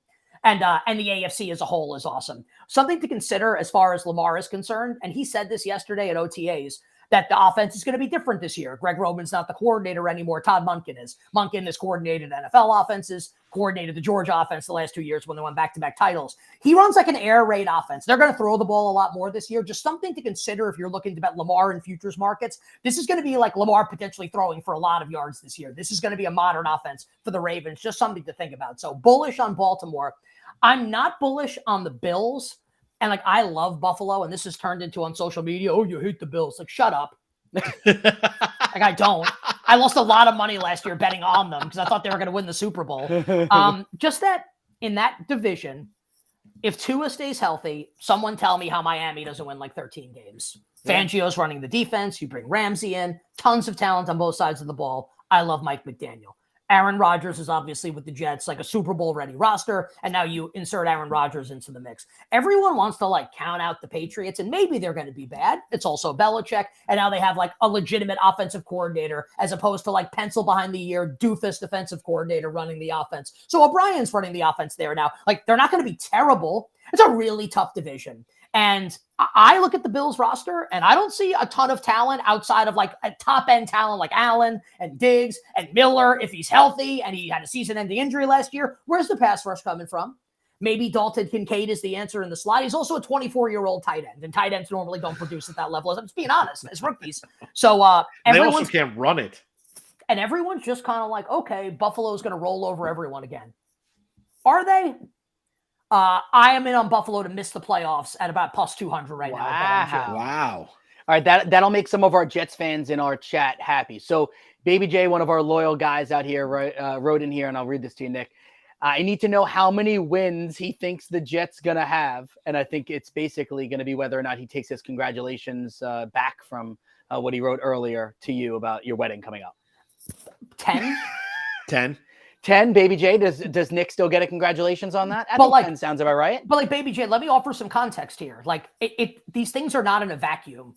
If the Jets played in the NFC South, they could win like 13 games. Yeah. They're in the AFC East. Like you play Miami twice, you play the Patriots twice, you play the Bills twice. Like I think they're going to lose on opening night. And that's not even like, and I know I just said like, I don't love Buffalo this year. If I had to bet that game, I'd bet Buffalo. Like that's game 1 for Rodgers, and there's continuity with Buffalo. Like maybe I like the Jets over the scope of a full 17-game season more than Buffalo, but in week 1, I don't think I would bet the Jets, and I reserve the right to change my mind. So I think 10 wins sounds about right for the Jets. But if you're the Jets, it's like just get in the tournament and then just see what happens from there. Like you don't need me to say they're going to win 14 games. You need the Jets to win like 10 games and get into the dance, and then see what happens with Rodgers. All right, Nick. Last one is the wedding. All right, you're inching closer and closer to the date. Have you been a hands-on groom where you've played a role in every single decision that's been made in the wedding process? Where are you guys going for your honeymoon? Have you been standoffish? It's her day. Where have you been here as a groom? Yeah, I am hands-on. My hand is on a pen that goes down onto a check, and I sign my name on it. So I'm hands-on. All right. No, basically, we've entered the point in the process where my job, I have 2 jobs. Number 1, sign checks. Number 2, say yes. Yep. There you go. And honeymoon. Where are you guys going for your honeymoon? We are going to Italy and Greece. So spend a week in each, which is that is tremendous. Yeah, it's not bad. Yeah. Not bad. Yeah. I'm going to be in Italy and Greece in August. Great. Yeah, it's I've never been to either, and I am Italian and Greek, so it's pretty lame of me. I'm about to turn 40, so it'll be fun. It's a big month for me next month. Married, 40 years old. Yeah, Moose just turned 50 last week. I did not turn 50. Birthdays for everybody. 55. 47. 55. It's okay, Moose. You look good, buddy. I like to routinely remind him how much younger I am than him. I understand. Thank you. Keith, how old are you? I'm 43. Yeah, you're not that young. I'm a lot younger than him. Hey, listen, he was graduating high school. I was entering high school. I'm just saying, you know. Yes, I know. And I was in grade school when that was happening. Oh, you guys are fair enough. Nick, we love you, brother. Have a got good it. Thursday, man. Good luck with everything. All right, brother. We'll talk to you soon. Appreciate it. Wishing everybody minimal sweats, winning bets, the absolute very best of luck. Enjoy the holiday weekend. You as well. Later, Nick. Good Memorial Day weekend. Nick Kostos, you better, you bet. Ken Barkley, BetQL Audio Network, 3 to 7 p.m. Eastern Time. Everyone busts my balls about my age. It really is. It's crazy. Oh, well, you know, hey, listen. You met Nick when he was probably what, about 19 years old, I guess? 20 years old? Something like that. 19, 20, yeah. Yeah. Yeah, I've known Nick. I've known Nick a long time. So I met Nick in 2013 or 14 at Sirius. Oh, that was the first time I met him when he was producing Shine, and I was doing updates at Sirius XM. So I would go in and out of that studio every once in a while. Yeah, He's always a good dude. Nick's good man. Good man. Yep. Let's welcome aboard right now John Bollman. And he's a baseball analyst for CBS Sports, and he joins the program now. John, good morning. Mark Malusis, Keith Arizari with you.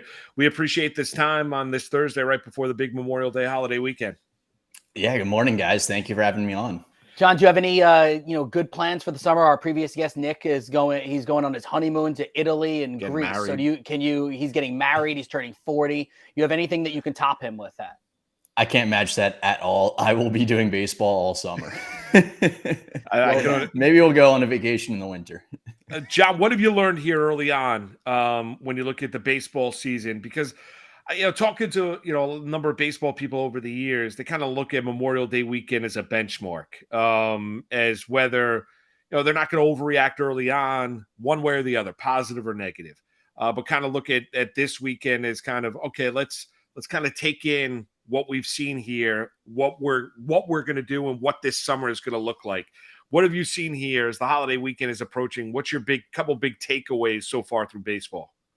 Yeah, 100%. I mean, in baseball world, we always say don't panic the first 1-2 months of the season. Well, Memorial Day is about the time when you can start being allowed to panic.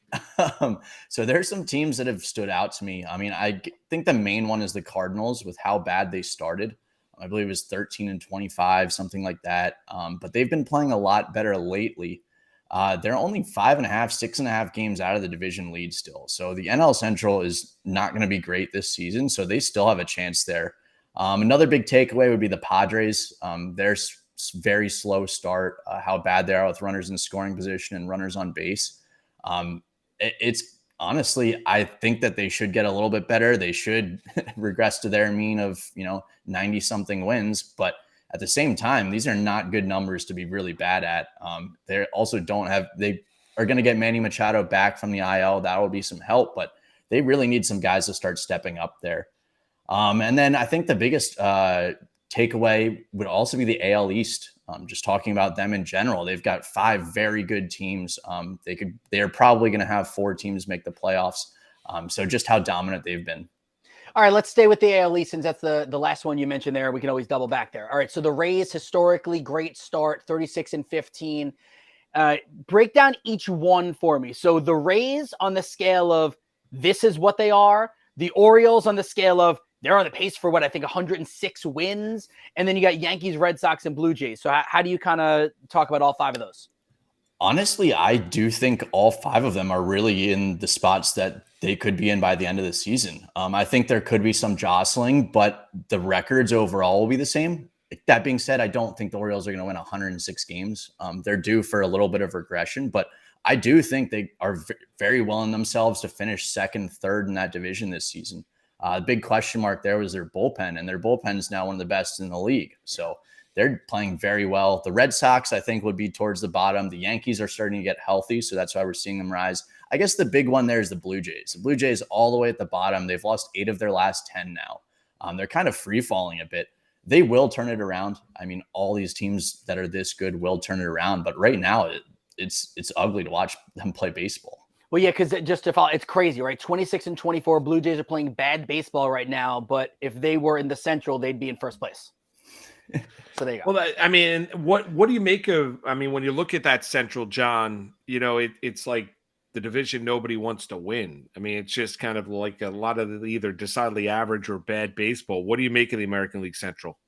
Yeah, I'd say even Central both ways. But, Yes. but the well, in the American National League, it seems like everybody. I mean, it seems like everybody and their mother I talked to about the NL Central seems to love the St. Louis Cardinals. It's the Cardinals. It's Cardinals. It's just like the assumption they'll figure it out. Right. Correct. Yeah, and that the rest of the division is kind of going to stay where they are. But yeah, the AL Central, the thing is we usually see the AL Central start slow because it's all very cold weather cities, harder to hit in the cold weather. It's less fun to play baseball in the cold weather, frankly. So we usually see a lot of those teams start slowly and they play worse at home, and that's supposed to be a big advantage, right? So this isn't completely new, but at the same time, I don't think any of these teams are going to get exceedingly better than the rest of the teams. I do still think the Guardians are going to win the division, but they've been really bad to start. I think the winner of that division is honestly going to win 84, 85 games. I could see that. Yeah, I could see that. I mean, like Moose and I both came in thinking the Guardians would figure this out. Now, listen, the Guardians are about to get all their pitchers back, right? Like that's a thing that a lot of people haven't necessarily spoken about. So yeah, 21, 28. I mean, it's funny. You talk about, what is it? So 162, take away like basically 112, 113 games all these teams have left. Still a lot of ground to make up, but a lot of time as well. 100%. All right. What about when you look at a team that struggled like the San Diego Padres, John? When you look at them so far, is it a time to panic? Trade everyone. No, I'm just kidding. I would say it is a little bit time to panic there. Mainly because that division is so good, right? That's a division where you can't fall behind. You can't have a bad month, or you go so far behind that it's almost an insurmountable lead to catch up to. I mean, the Dodgers are a very good baseball team, and they're going to continue to be a very good baseball team. So the Padres can't have these slumps for this long. That being said, where they're struggling is fixable. Like they're not hitting with runners on base, and they're not hitting with runners in scoring position. Usually that evens out over a season, right? Currently they're on pace to be literally the worst team in Major League Baseball history, hitting and batting average with runners in scoring position. So I don't think that's sustainable whatsoever. I do think they will turn it around. Also, I mean, you can't really use the cold weather excuse in San Diego, but it is a bit of an excuse when they're playing on the road in other places. It's still cold in other cities, tougher to hit, not going to score as many runs. But I do think the runners in scoring position thing will turn around, and that should lead to more wins. John, from a betting standpoint, are you team fade the Oakland Athletics and just kind of figure out whoever's playing them, let's find an angle for that squad? Honestly, I'm not much of a run line guy just because I don't like how there's no motivation to win by more than one run. But I mean, the Athletics started 10-40 and then started looking into that a little bit more. And even if you think about it, if you bet them minus 200 on the money line every game, you're still very profitable. So it's something that I've honestly started to think about more, kind of just blindly fading the A's every game because they're likely going to continue on this pace. To be honest, I don't see them getting too much better. So I do think that's a successful strategy for the rest of the season. John, when you worked for the Blue Jays, were you in their analytics department? I was in player development and high performance. So yes, I was in the analytics department as well. A little bit of everything, essentially. All right. So I'm just curious, because from the outside looking in, where do you think the right balance is when you look at the way analytics needs to be used? Because I've, chat with you or others throughout Major League Baseball, and it's not like I'm against analytics. But I also think sometimes that teams get a little skewed with their decision making and how they use and decipher the information in front of them. So, where do you think the right balance is for teams using the analytics? Yeah, and it's a great question. And if I knew the perfect answer, then I'd probably be a GM or a CEO somewhere, right? But I personally think you can't have one without the other. I think you need to have a healthy balance of both. I think you need the analytics to tell you a lot of things, and I think you need the eye test to tell you a lot of things, and kind of the experience in baseball to tell you certain things as well. So I think being able to use them both is ideal, and that's kind of what I did with my role at the Blue Jays. Is I was kind of a bridge between the analytics guys and, say, the coaches or the players. So that's kind of how I would look at it. And the certain players that would like to be told these sorts of things, be talked about, say, analytics directly, or certain players, maybe you'd want to talk to their coach and tell them what you think so their coach can relay it to them. So I do think you need a healthy balance of both. And I think even to be successful as a player, you need a healthy balance of both as well. For sure. I just want to follow up, John, but if you are looking at, like, say, evaluating a player for you, when you're looking at a player and say you look at the analytics and you're like, oh, he's great, or I really, think it's going to be a positive. Then you watch and you're like, oh, I'm not so sure. In the end, from your perspective, though, which one would have the final say? The stats on the page or your eyeball test? Personally, I trust my eyes. I believe that I know I grew up in baseball and I've seen so much baseball that I would trust my eyes and my brain say more than a number. That being said, I also have a unique experience with analytics. So I kind of know exactly what to look for there. But I think you always got to go back to your eyes, right? Especially these people who have been in baseball for so long. Maybe somebody who hasn't had as much experience or watched as much baseball as me would go straight to the numbers. But I personally like my eyes. How much do you look at, like, the body? So, like, we hear in football, right? You always look at, like, the butt, the hips, the thighs, right? Basketball, young basketball players, where do their arms hang? And you'll know if they're going to end up gaining another 2-3 inches of height, right? So with baseball, how much do you look at bodies? Yeah, it's a great question. And I think a lot more so with high school players. And you kind of have to be really right there. But I think a lot of the words they use are their body would fill out for baseball.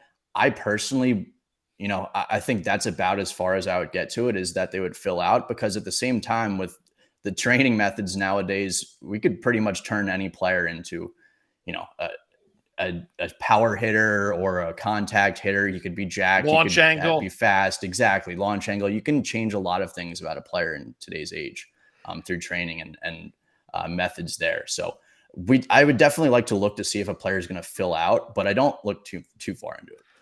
Can I let me just follow one more. So in your time with the Blue Jays, and you do not need to give names of players, like, how many times did you see a player, or you almost like vouch for a player kind of thing, and they just totally failed miserably?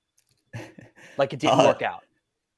A lot more often than people think, right? That's what I was guessing. Yeah. Yeah, because prospects don't all work out, right? Only a very few make it to the majors, and only a very few are actually successful in the majors. So honestly, it's more of like a touting the ones that you're successful with than bringing up the ones that you fail, because there are more ones that you fail with. So I think it's definitely more like that. Was there ever one where you're like, I can't believe this guy didn't work out? Like, I really would have bet the farm that this guy was going to work. So maybe a little bit Jordan Groshans. I don't know if you guys knew him. He was our first round draft pick in 2018 when I was there. And he was traded to the Marlins somewhat recently, and then recently traded, I believe it was to the Twins. But basically, he was drafted out of high school, lost all of his power, which is a weird thing to happen. So I was very flabbergasted by that. He just doesn't have any base hits anymore. I will say the opposite way, Alejandro Kirk. So Alejandro Kirk is a guy that you would see. You wouldn't exactly think, okay, this guy's going to go to the majors, right? Well, he was on our GCL team, which is the lowest of the low in terms of minor league teams. And I would be watching him every day, watching him take batting practice. And I'm telling you, his bat was the closest I've ever heard to Vladimir Guerrero's batting practice, Vladimir Guerrero Jr. And Vladdy Jr.'s batting practice is like one of the top, I'd say 5-10 in the major leagues. Like the sound that comes off his bat is completely different. And Alejandro Kirk, when he would be playing on the side fields, that is the sound that you'd hear off his bat. So I actually thought I had him the highest ranked of all the members in our organization, and he ends up making it to the majors, and he's going to be a good player. All right. I've got two for you, John, based on this experience. But I love this conversation. Number one is, you mentioned, what stats to look at based on your experience with the Blue Jays in terms of the important ones when you're valuing players. What stat do you look at, or what combination of stats do you look at? Yeah, that's a good question. So I think it depends whether I'm evaluating like a player within my organization, or if I'm doing it, say, from my job now and looking at it if I think a guy's going to get his over total base props. All right, so say minors, because you see guys that have gaudy stats and then they come up to the majors and whatever. Like what What should the baseball fan be looking at when you're looking at minor leaguers and stats? So there are a lot of analytics that we use there. That's where I would like to see like heat maps, in zone swing percentage, out of zone swing percentage, in zone strike percentage, out of zone strike percentage. You look at splits by pitch. You look at splits by speed, the mile per hour of the pitch. There are so many ways you can go about it. Hard hit percentage, barrel percentage, left, right, center, where you're hitting the ball. Hard hit balls, 95 mile per hour plus. So there are a lot of things there, advanced analytics that I would look at, but the main statistic I would use overall is just weighted on base average. I think that's the best one to use. I know a lot of people like to use OPS or an OPS plus or even weighted runs created now, but I think weighted on base average is the perfect one. And then using that combined with a slash line, I'm always old school as well. Just looking at a guy's slash line, you can learn a lot as well. So I'm a type of person that thinks any statistic is good. I would just need to know how to filter certain ones out. All right, John, I'm going to ask you about 3 players. They're all in the Mets and get your thoughts on them because it's been a huge. The Mets came in with high expectations this year. The veteran players have not really done particularly well. But I'm going to ask about the 3 guys that have been called up by the Mets. And I know you're smiling. You know who I think I know who you're going to ask about. Right. So I'm going to ask you about Alvarez, Vientos, and Beatty. Of those 3 players, who has the highest upside? Like, who are you most excited about? Well, it's hard to tell when Buck rarely plays these 3 guys. Which is frustrating, John. They've got to play. The other guys aren't good.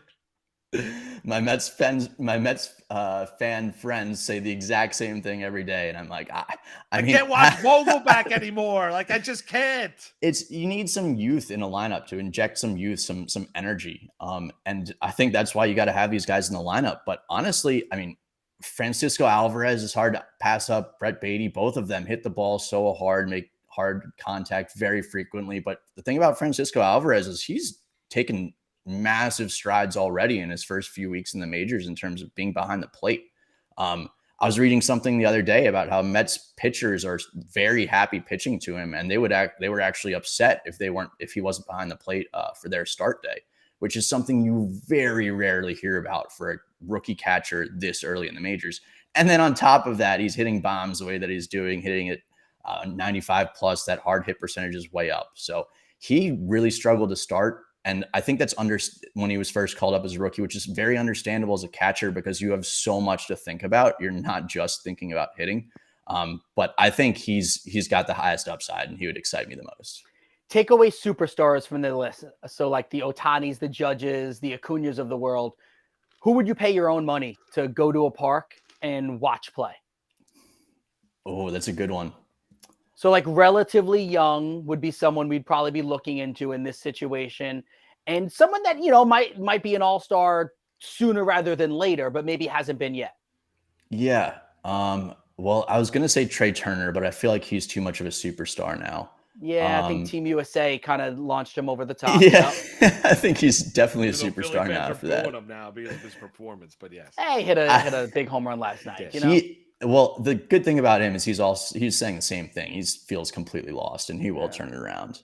But I'd say it's got to be one of these hard hitting fast guys. Maybe like Jorge Mateo. He's really slowed down a bit, or like a Cedric Mullins. I think the Orioles are pretty exciting. Mullins. I think he's like the slept on just guy. I love watching him play baseball. Yep, just a stud, sits there top of the lineup. I mean, he's a very good player. But Plus I think it's got to be for over 1.5 total bases today for Cedric Mullins. I like that one anyway. There we go. Yeah, I think that's going to be a high scoring game for sure.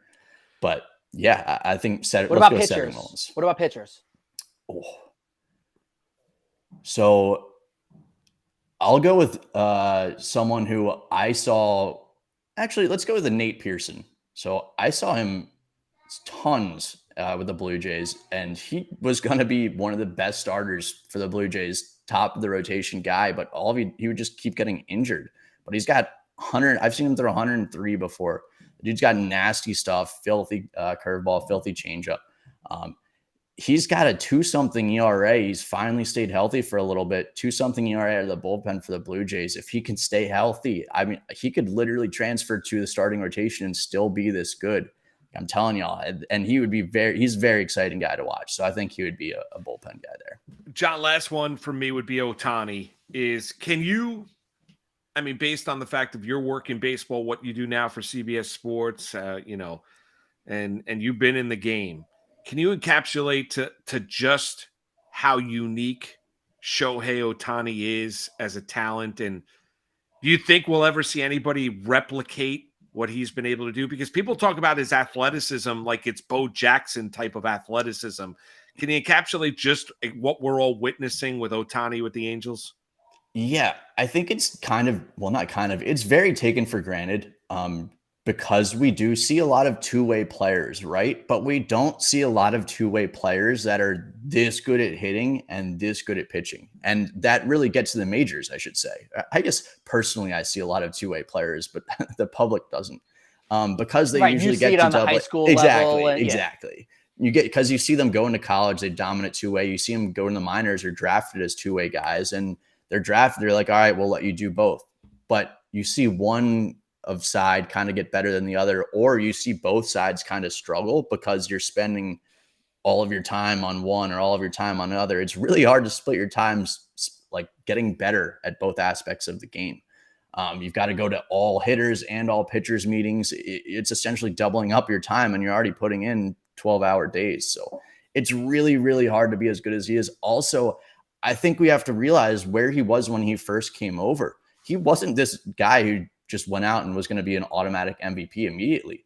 Like, he wasn't that good of a pitcher originally, and he was a solid hitter, but he wasn't as good as he is now. So he's done an amazing job to get to where he is now in the majors.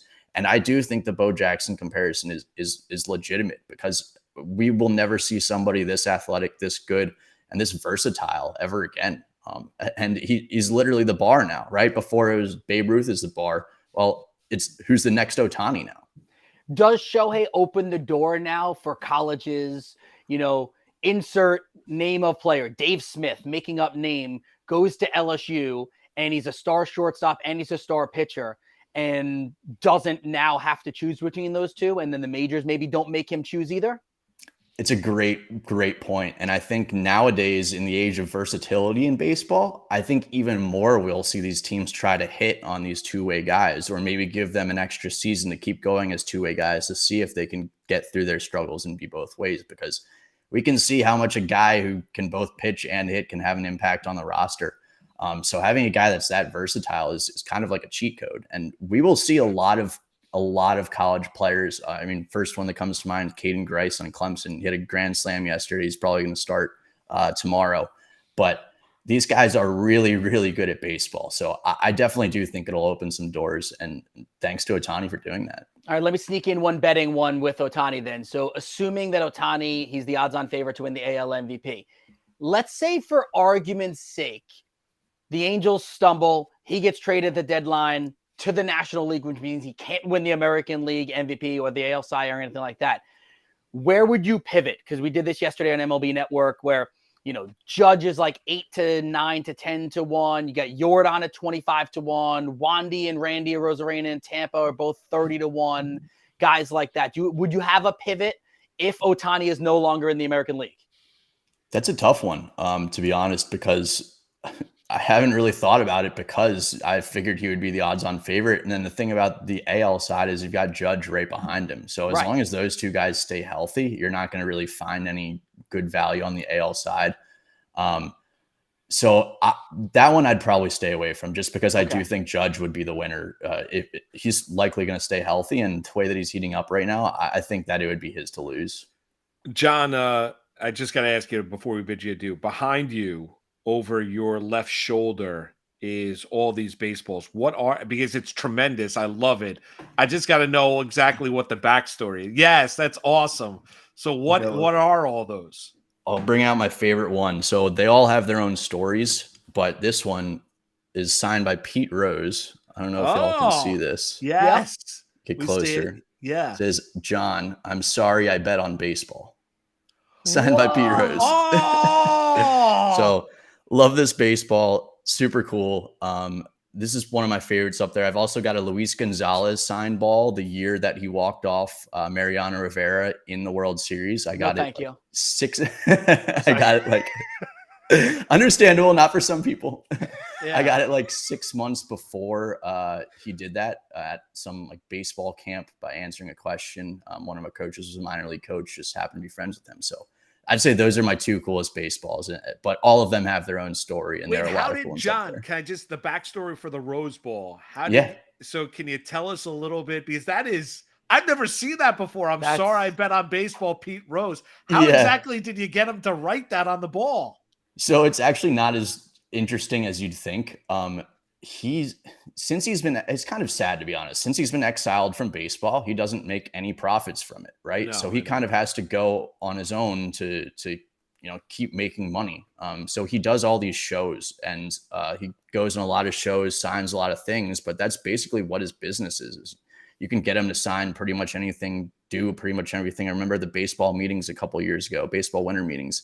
He was taking pictures for $15, signing balls like this. I already had this ball at the time, but I got this ball a few years before that, and it was my dad got it for me for my birthday, and you could submit something. It was like $120, sign this and say this, and so that's how I got it. But I guess the overall story is kind of sad. But I personally love Pete Rose. I think he should be in the Hall of Fame. I think the MLB did him dirty, so yeah, I love it. It's time. I mean, I agree with you. I do think it's time for him to be up in Cooperstown in the Baseball Hall of Fame. John, you're great. We appreciate it. Great work on CBS Sports. Awesome stories about backstories, Blue Jays, and evaluating players. Like I love that kind of stuff. It's awesome. I know Keith does as well. Thanks for the time. Did you see me I got like nerdy with it. I love it. Yeah. Have a great holiday weekend, John. We appreciate the time. Yeah, no, thanks guys for having me on. Appreciate it. John. John Bollman from CBS Sports. That was one of the best spots we've done in the 9 months. That was what, honestly, like I know sometimes you just think right away. That was one of my favorite spots we've done in the 9 months of the show. Oh yeah. Because it was a little bit different than what we normally do. Well, yeah, it was just, I love listening to guys that evaluate baseball players, what they view, and how they view it, and what they look for. So because you learn something, you pick up on something. So like when you're watching, a minor leaguer seeing, for your respective team, and you're thinking, okay, well, let's drill down and look at some interesting things of just how good that player is. And how is it going to translate to the major league level? Yeah. So, yeah, it was awesome. It was awesome. I had to ask about that in the background. Oh, that was good by you, yeah. It just caught my eye. And I was like, that has to be. It's not like just random baseballs. Like, if you work in the game, and he did with the Toronto Blue Jays for a number of years, like it has to be a case of each and every one of those baseballs has got a story. Yeah. Which is awesome. And the body type thing, and the reason why, I don't know if I've ever talked about this with specific baseball people, but so with football, I remember one of the early times of working with Phil Simms, like him talking about people's legs. Like that's how you can kind of tell. They like quarterbacks to have a big ass. Yes, exactly. Right. Like, and we've heard that before. And then I still remember to this day when I was at ABCD camp and I'm sitting there with Chris Duhan and Dwight Howard walks by us. Right. And at the time, Dwight Howard was known, but not like known. And Chris looks at me and goes, you know him? And I'm like, yeah, it's Dwight Howard, right? And he's like, yo, that kid will never play college basketball. And at the time was not the number one ranked player or anything like that, right? He was, I think, going into his sophomore year of high school. And I'm like, why? Like, I saw him play yesterday. He looked good, but he wasn't, I was like, he wasn't LeBron, right? He wasn't, these other guys. And he's like, look where his arms are. And I looked at him standing, his arms, because at the time he's like 6'7". His arms were like down to his calves almost. Unbelievable. Like it was clear that he was going to grow another 4 or 5 inches when you look at that. And he did. He became a 7-footer and he became the number 1 overall pick and he became Defensive Player of the Year multi-time. And he's going to be a Hall of Famer sometime. And he's better than Kwame Brown. Yeah. Well, yeah. We got to touch upon Kyrie Irving. We'll get into that. Your boy. We'll get into Kyrie. We'll do that next. It's Moose and Keith with you on this Thursday. Thanks for being with us right here on the Better Sports Network. Bye weeks are so incredibly important in best ball because you can't change your lineup. You can't grab somebody off the waiver wire. You don't make changes. So you've got to be prepared. If you're taking 4 quarterbacks because you want to be sure you got to be very methodical about the schedule, especially the bye weeks. Yeah, that's a good point by you, because I don't, in redraft leagues and in especially in dynasty leagues, I don't give a damn about bye weeks in a dynasty league. I'm taking the talent that I need, especially if it's like a startup dynasty league, man. And so, that's created situation. Matt Deutsch's league last year, I had a glut of, it was like week 9, I seem to remember. It was the bye week of death for me. Like, it's a 2 quarterback league. I had a bunch of QBs. They were like all on the bye at the same week. It was insane. At best ball, you've got to really be strategic about that. And it's almost more important than the statistics that you might put next to the player as the bye week to let you know, no, I can't go there because I got this guy, this guy, and this guy already. You have an opportunity to get a quarterback you want, but your first 2 have the same bye week. You just can't do that to yourself. You have to be thinking it through. I do pay attention to bye weeks in my drafts. I just do. It makes me a lot less of a struggle bus situation when it comes to Buy-Mageddon.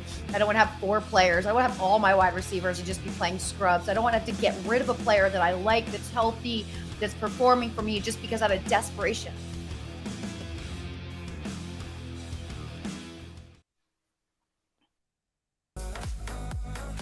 Let me talk to you, Vlad, about an award here that I thought was very, very debatable. And it was Cy Young in the National League. In terms of odds, it's Strider at plus 230, Zach Gallen at plus 215, Clayton Kershaw plus 1,000. Clayton Kershaw, to me, his numbers are phenomenal and better, or at least right there with these other 2. Strider was my preseason pick to win the award. But Clayton Kershaw at plus 1,000 compared to these other guys with similar numbers in the plus 200s. Like, let's bang on Kershaw and hope he doesn't get hurt, right? Where are you at with that, Vlad? Yeah, those are great odds. I think the only concern that fantasy players and Dodgers fans had before the season started was innings limitations. Just wanting to make sure that he is fully ramped up for the playoffs. And as some teams do, you sometimes get those phantom IL stints. And we might see that sometime maybe around the All-Star break with Kershaw, just to preserve his arm over the second half of the season. But man, he's a great pick. If you're telling me those are the odds, that's really, really nice. I do love your Spencer Strider pick. I think that's what I would have done in the preseason and bet on him. He's an absolute beast. So, but Clayton Kershaw at plus 1,000, those are phenomenal odds. And you mentioned Zach Gallen, he's incredible too. And looks like Arizona has been in the hunt there in the playoff. Well, so far it's early. Dodgers, maybe Padres will be in competition for that division. But yeah, that's a nice 3-way race, and we might see some other players pop in there.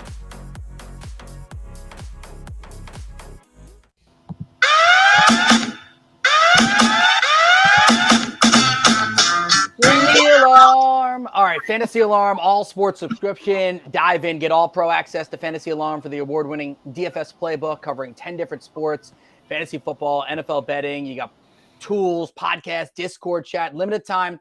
This is what you're going to get.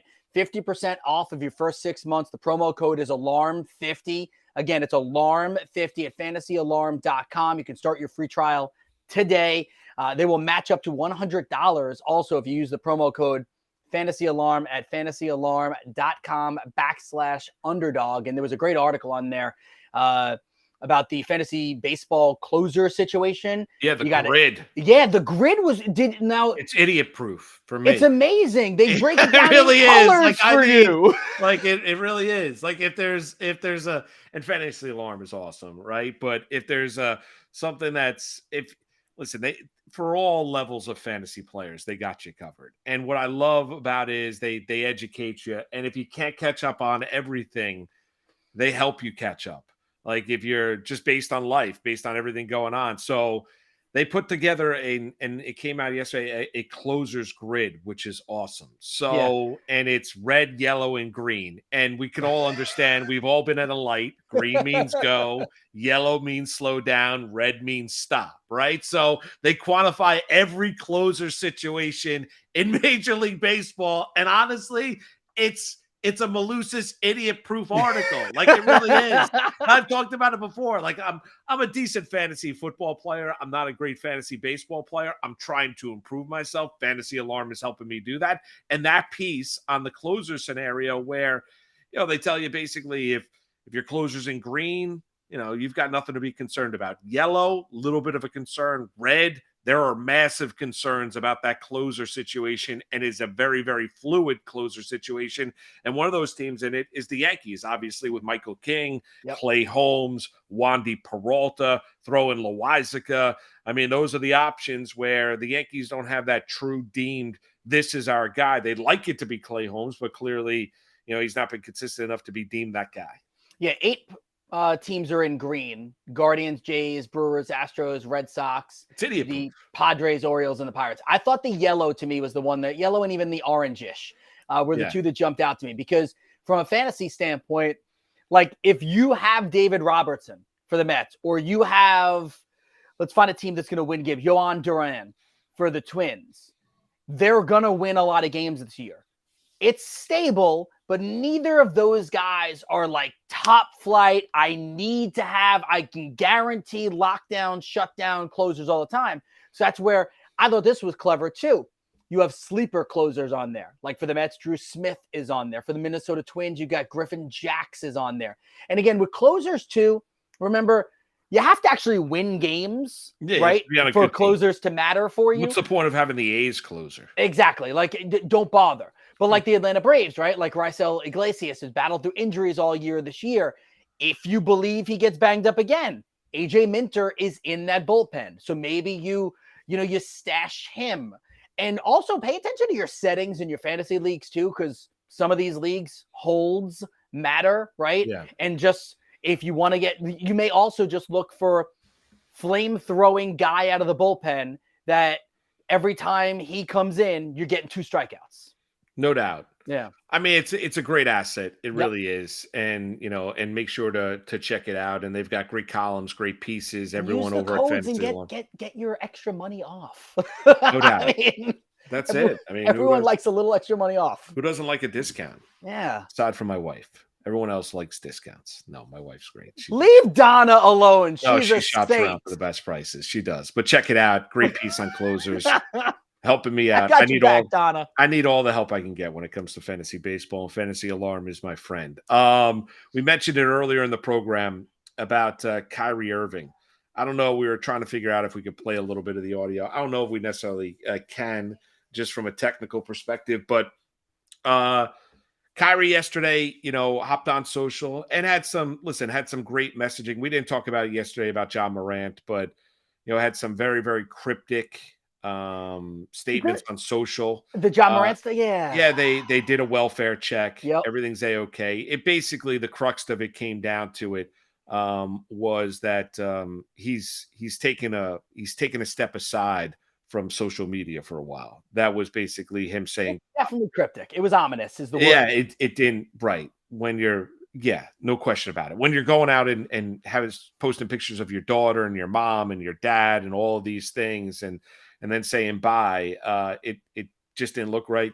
They did a welfare check. He is A-okay. It's just a matter of him taking a step away from social media. So he talked about nurturing, Kyrie did yesterday, about nurturing people, taking care of people, all that kind of positivity.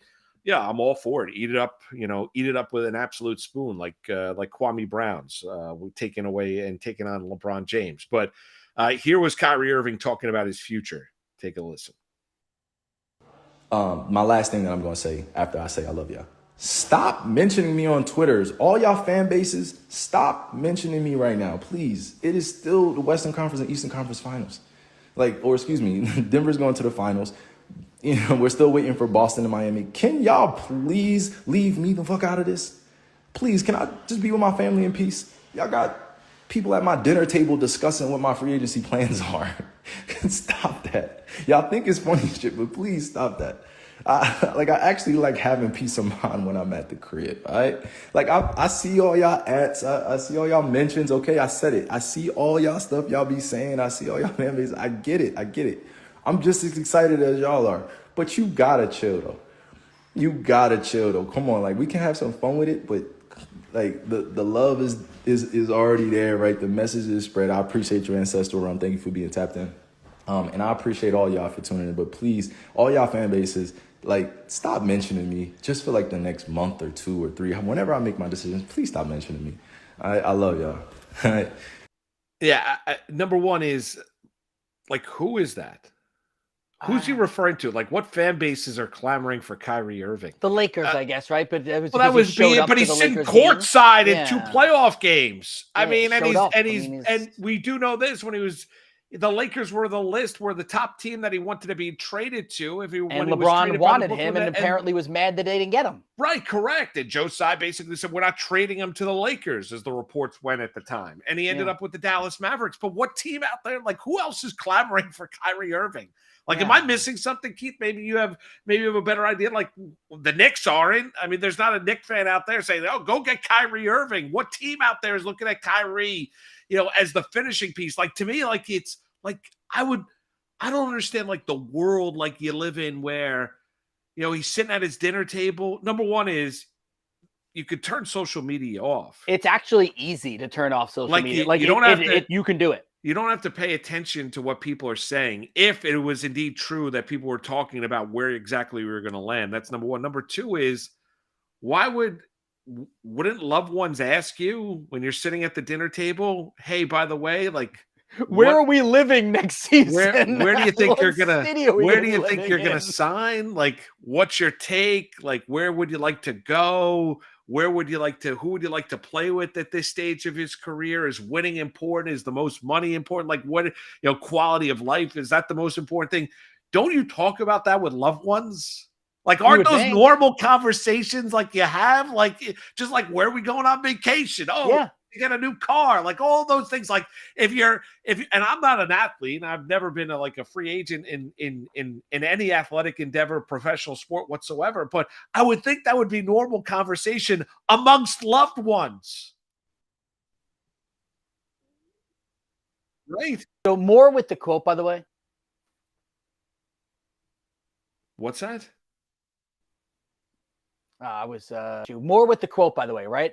I'm a free agent this summer, but I'm in no rush to make a decision. The TV personalities, we played that little part right there. There was another part in there. He said, the TV personalities, the sports folk that try to mix sports with politics and lifestyle and bleep like that, when they speak on my name and they're talking about potential teams that I'm going to, can y'all please respectfully, I'm asking, please stop paying attention to that. I am in no rush to make a decision. So essentially, like, really the vibe I got from this was he's trying to get, his fans to not pay attention to insert name of hosts that are bringing things up on the air about where they think he's going to go. You know what's funny is, like, and I think we do a good job. We're not talking about, we're talking about like what he talked about. Moose, Kyrie Irving, one of the best 15 players in the NBA. Right? Yeah, sure. Probably 15, 20, whatever, right? Like, he's an all-star, correct? So all-star means you're top 22, right? Or 24. Yeah. So he's top 24. How much do you and I talk about Kyrie Irving on the show? Oh, no, we haven't talked about him in months. Rarely, right? Yeah, rarely. Yeah. Only when he gets in his own way. Exactly. And we watch a fair amount of TV and listen to a fair amount of radio, right? Yes, correct. Yeah. How often do you hear TV personalities talking about Kyrie? I haven't heard, and mind you, I haven't watched like everything. And we don't live in Dallas, so maybe the Dallas personalities maybe are talking they are. About him. I mean, maybe they are. But I mean, I'm not watching every show on Fox. I'm not watching everything on ESPN. I'm not watching everything that I don't know what Kyrie Irving is consuming. Yeah, but let me tell you, I mean, if the guys on TNT brought it up, I have no idea. I don't think so, right? I haven't heard it. No, they're spending time joking around with one another and talking about, Denver and the lack of respect, all these different things. But is LeBron retiring? Is LeBron staying in LA? I haven't heard anybody talking about Kyrie, but like, it's so strange. Like, yesterday's the day to come out, and talk about that, and where there's like this big conversation. Like, it would almost be like LeBron coming out and saying, guys, listen, enough with the retirement conversation. I made it. I love basketball. I'm a little frustrated with the way that it came to an end. I understand that's all everyone is talking about. In that instance, that would be true. Yeah. Because that's all anybody was talking about and has been talking about, whether or not LeBron James is going to call it a career. Yeah, People coming up with fictitious trades about him landing someplace else. I mean, I saw I that. texted you that. Yeah. Yeah, you did text me that. So, right. So that was a crazy one, right? So who was it? It was Kevin O'Connor, I think, from The Ringer. I think it was him who put it out, that apparently he had heard there was interest between the Warriors and LeBron. Okay. I don't know what that means, by the way, because I think there's always interest at like that. I know people always love to use the joke, like if I were a single man, yeah, there's interest in insert name of, famous movie star female. She's not interested in me, but you get the point. Like, I don't know where that came from, but listen, I was a little bit bored in the afternoon. Both of my sons are diehard basketball fans and we pay attention, blah, blah, blah. So I threw it in the trade machine and I sent that over to you. And here was what I came up with. And let me pull it back up for you. All right. So assuming that you would definitely have draft picks as a part of this, you got LeBron James would go to the Warriors. The Lakers would get Andrew Wiggins, Jonathan Kuminga, Jordan Poole, and then probably would end up with draft picks as well. My thing to you was, who says no? But it's not happening. No, I don't think it's. I think probably the Lakers would say no. I don't think Golden State would. Golden State would love to get rid of Jordan Poole. No, I think they would love to. Yeah. I mean, they'd love to get out from underneath that contract if they possibly could. Yeah, it would be such a nomadic way for LeBron to end if he finished up his career with the Golden State Warriors chasing another ring. I get the interest. You've got Klay Thompson. You've got Steph Curry, Draymond Green himself. He doesn't have to carry the workload. He can, or the brunt. I think LeBron's got to be a little disappointed about Anthony Davis not being in peak physical condition. For the Los Angeles Lakers, he's also been hurt. No one's denying the talent of Anthony Davis. You can't tell me it's a good look when he's getting beat down the floor by Nikola Jokic. And he looks winded early on in games. Like that's not a good look. I mean, you're a professional athlete. You're making a ton of money, especially when you're on a team led by a guy basically that all he does is care about his body 24/7 in LeBron James. Like he doesn't look like he has an ounce of fat on him. Like it looks like he could bounce a quarter off of his chest. So listen, I think Golden State, there's no doubt. Like Golden State, what Kerr had to say was dead on correct. That team never recovered from the punch from Draymond Green to Jordan Poole. They were never a together group this entire year. They had championship level talent. They didn't have a championship level mentality going into the postseason, and they ended up failing. If you're LeBron James, do you look at the Los Angeles Lakers now? And that is why he had the message the other day, is trying to get leverage to try and get them to move on certain players. You tell me, if I tell you, Keith, next year the Lakers have LeBron, Kyrie, and Anthony Davis, then are they a championship caliber team? Yeah, because I think LeBron would keep Kyrie in check. And that's it. Like, we open up the conversation talking about Kyrie Irving, where he is going to land. Anywhere other than Los Angeles with LeBron and the Lakers, and LeBron's got to be there, it's going to end in a disaster. Because LeBron's the only one, historically speaking, with his time in the NBA, that has kept Kyrie in check and has basically emphasized basketball. Kyrie grew tired of the messaging in Cleveland. That's why he asked out for Boston. If he goes back to Dallas, wherever he might land, I don't know where he's going to go, but wherever if it's anywhere else other than with LeBron and the Lakers, I just don't think it ends well. Yeah, I have a bad feeling about Kyrie going anywhere. Like it's at this point, like I think that we're going to be caught up in the allure of the talent of him, but no matter where he lands, I think there's a chance it falls flat on the face. By the way, last night we mentioned it. Well, you haven't mentioned it up until this point in time. Congratulations to the Florida Panthers. Yeah, for the first time since the late '90s, right? They're going to the Stanley Cup Finals after sweeping away the Carolina Hurricanes. And there are sweeps, and not all sweeps are one and the same. like Carolina didn't deserve to be swept. They really didn't. Like Florida is just on this. I mean, Keith, they're on this unbelievable magic carpet ride. Matthew Tkachuk has got 9 goals here through the postseason. They went out and beat Boston, Toronto, and Carolina to go to the Stanley Cup final. A team that was the number 1 seed last year in the Eastern Conference. They fell flat on their face. They go get Tkachuk from the Calgary Flames in the offseason after – they lose Johnny Gaudreau to Columbus in free agency, and Tkachuk tells them, I have no interest in signing with Calgary long-term. He becomes a Florida Panther. Watching, his brother and his dad celebrate in the stands, he has the game winner with 4.3 seconds to go left in the game last night as Florida punches their ticket to the Stanley Cup final, and they're going to be facing Vegas because I think Vegas is going to crack out the brooms. Yeah, I think so too. And sweep away the Dallas Stars later on tonight. So you're going to get the Florida Panthers and the Vegas Golden Knights in the Stanley Cup final. And I hope that we get a better cup final than what these conference finals have been because they've not been particularly good.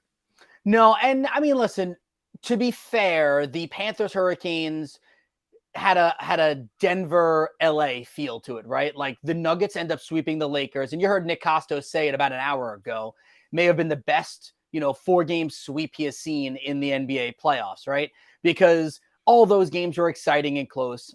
All the Panthers Hurricanes games were exciting and close. You had the 4 overtime game. You had the overtime game. Then last night scoring with 4 seconds left. The Vegas Stars series has really not been very good. 2 nights ago was gross. Vegas ran away from them. Now Jamie Benn is suspended for 2 games. And if Dallas loses tonight, oh, by the way, that suspension does carry over to next season. So Jamie Benn would not be allowed to play in game 1 of next season for the Dallas Stars. The Stars, man, they laid an egg. This did not go the way I expected. I thought it was going to be a good series. I picked Dallas to win the series. I did not think Vegas would dominate the way they have. No, they've dominated, and give them credit. Ben deserved the 2-game suspension that he got as well, and it's going to be Vegas, and I agree with you. I think without their captain, with just the overall nature, with the way that they played in game 3, it'd be a hard time thinking, unless Ottinger goes out tonight, and he's got the talent to be able to do it. Unless Ottinger's just unbelievable in net for the Dallas Stars. I think it's going to be a Vegas Golden Knights evening tonight, and they're going to march on to the Cup final and take on a team that looks like has got all the earmarks of a team of destiny when you look at the Florida Panthers. Just a programming note, Keith and I, we're going to be off tomorrow. Yes. We're going to be back with you on Memorial Day, Monday at 10 a.m. I know Keith is off, but Corey's going to join me on Monday at 10 a.m. So we're going to be off tomorrow. Hopefully everyone out there has a good holiday weekend. Keith, you got big plans, barbecue this weekend? Always. Well, actually, I'm working at MLB Network on Saturday and on Monday. So I still got to work twice. But Sunday afternoon, big barbecue at my house. Just not really big, but my parents are coming over, my sister and her family, and my brother-in-law and his family. So I don't know, it's like 15 of us, I guess. I'll do burgers and dogs, and hopefully the weather will be good enough to burgers, dogs. What else? A little chicken, a little kebabs. No, veggies on the grill, salmon, shrimp. No. So can't mix the meats and the seafoods and all that kind of stuff. For one side. So need things to stay separate. So we'll do burgers and dogs here, and then probably some sort of like pasta and stuff like that. Why can't you mix? What do you Religion mean? stuff. Oh, yeah. Gotcha. Yep. Yeah. Gotcha. So I have to separate how all the food gets prepared. Beautiful. But that'll be Sunday, and Alex has a soccer tournament all weekend. Every game is in the morning, so we'll be in and out. Done at a field by 7:30 in the morning, done by 12:30 every day. I'm excited. What about you? You have the communion. Paul's communion Sunday. Yes, that I wasn't invited to. No, we got baseball tomorrow. Got to get the house. Saturday. Got to get the house ready, and then communion on Sunday, and then family coming over on Sunday. So it's going to be a rager and the barbecue. I'm going to send you a picture I want pictures of the barbecue. I'm going to send you a picture. I want pictures. Thanks to John Bollman and Nick Kostos for joining us, for you guys being with us each and every day right here on the Better Sports Network, Fantasy Alarm as well. For Keith Arizari, I'm Mark Malusis. Have a great Memorial Day weekend, everybody. Be safe. We'll talk to you Monday at 10. Later, everybody.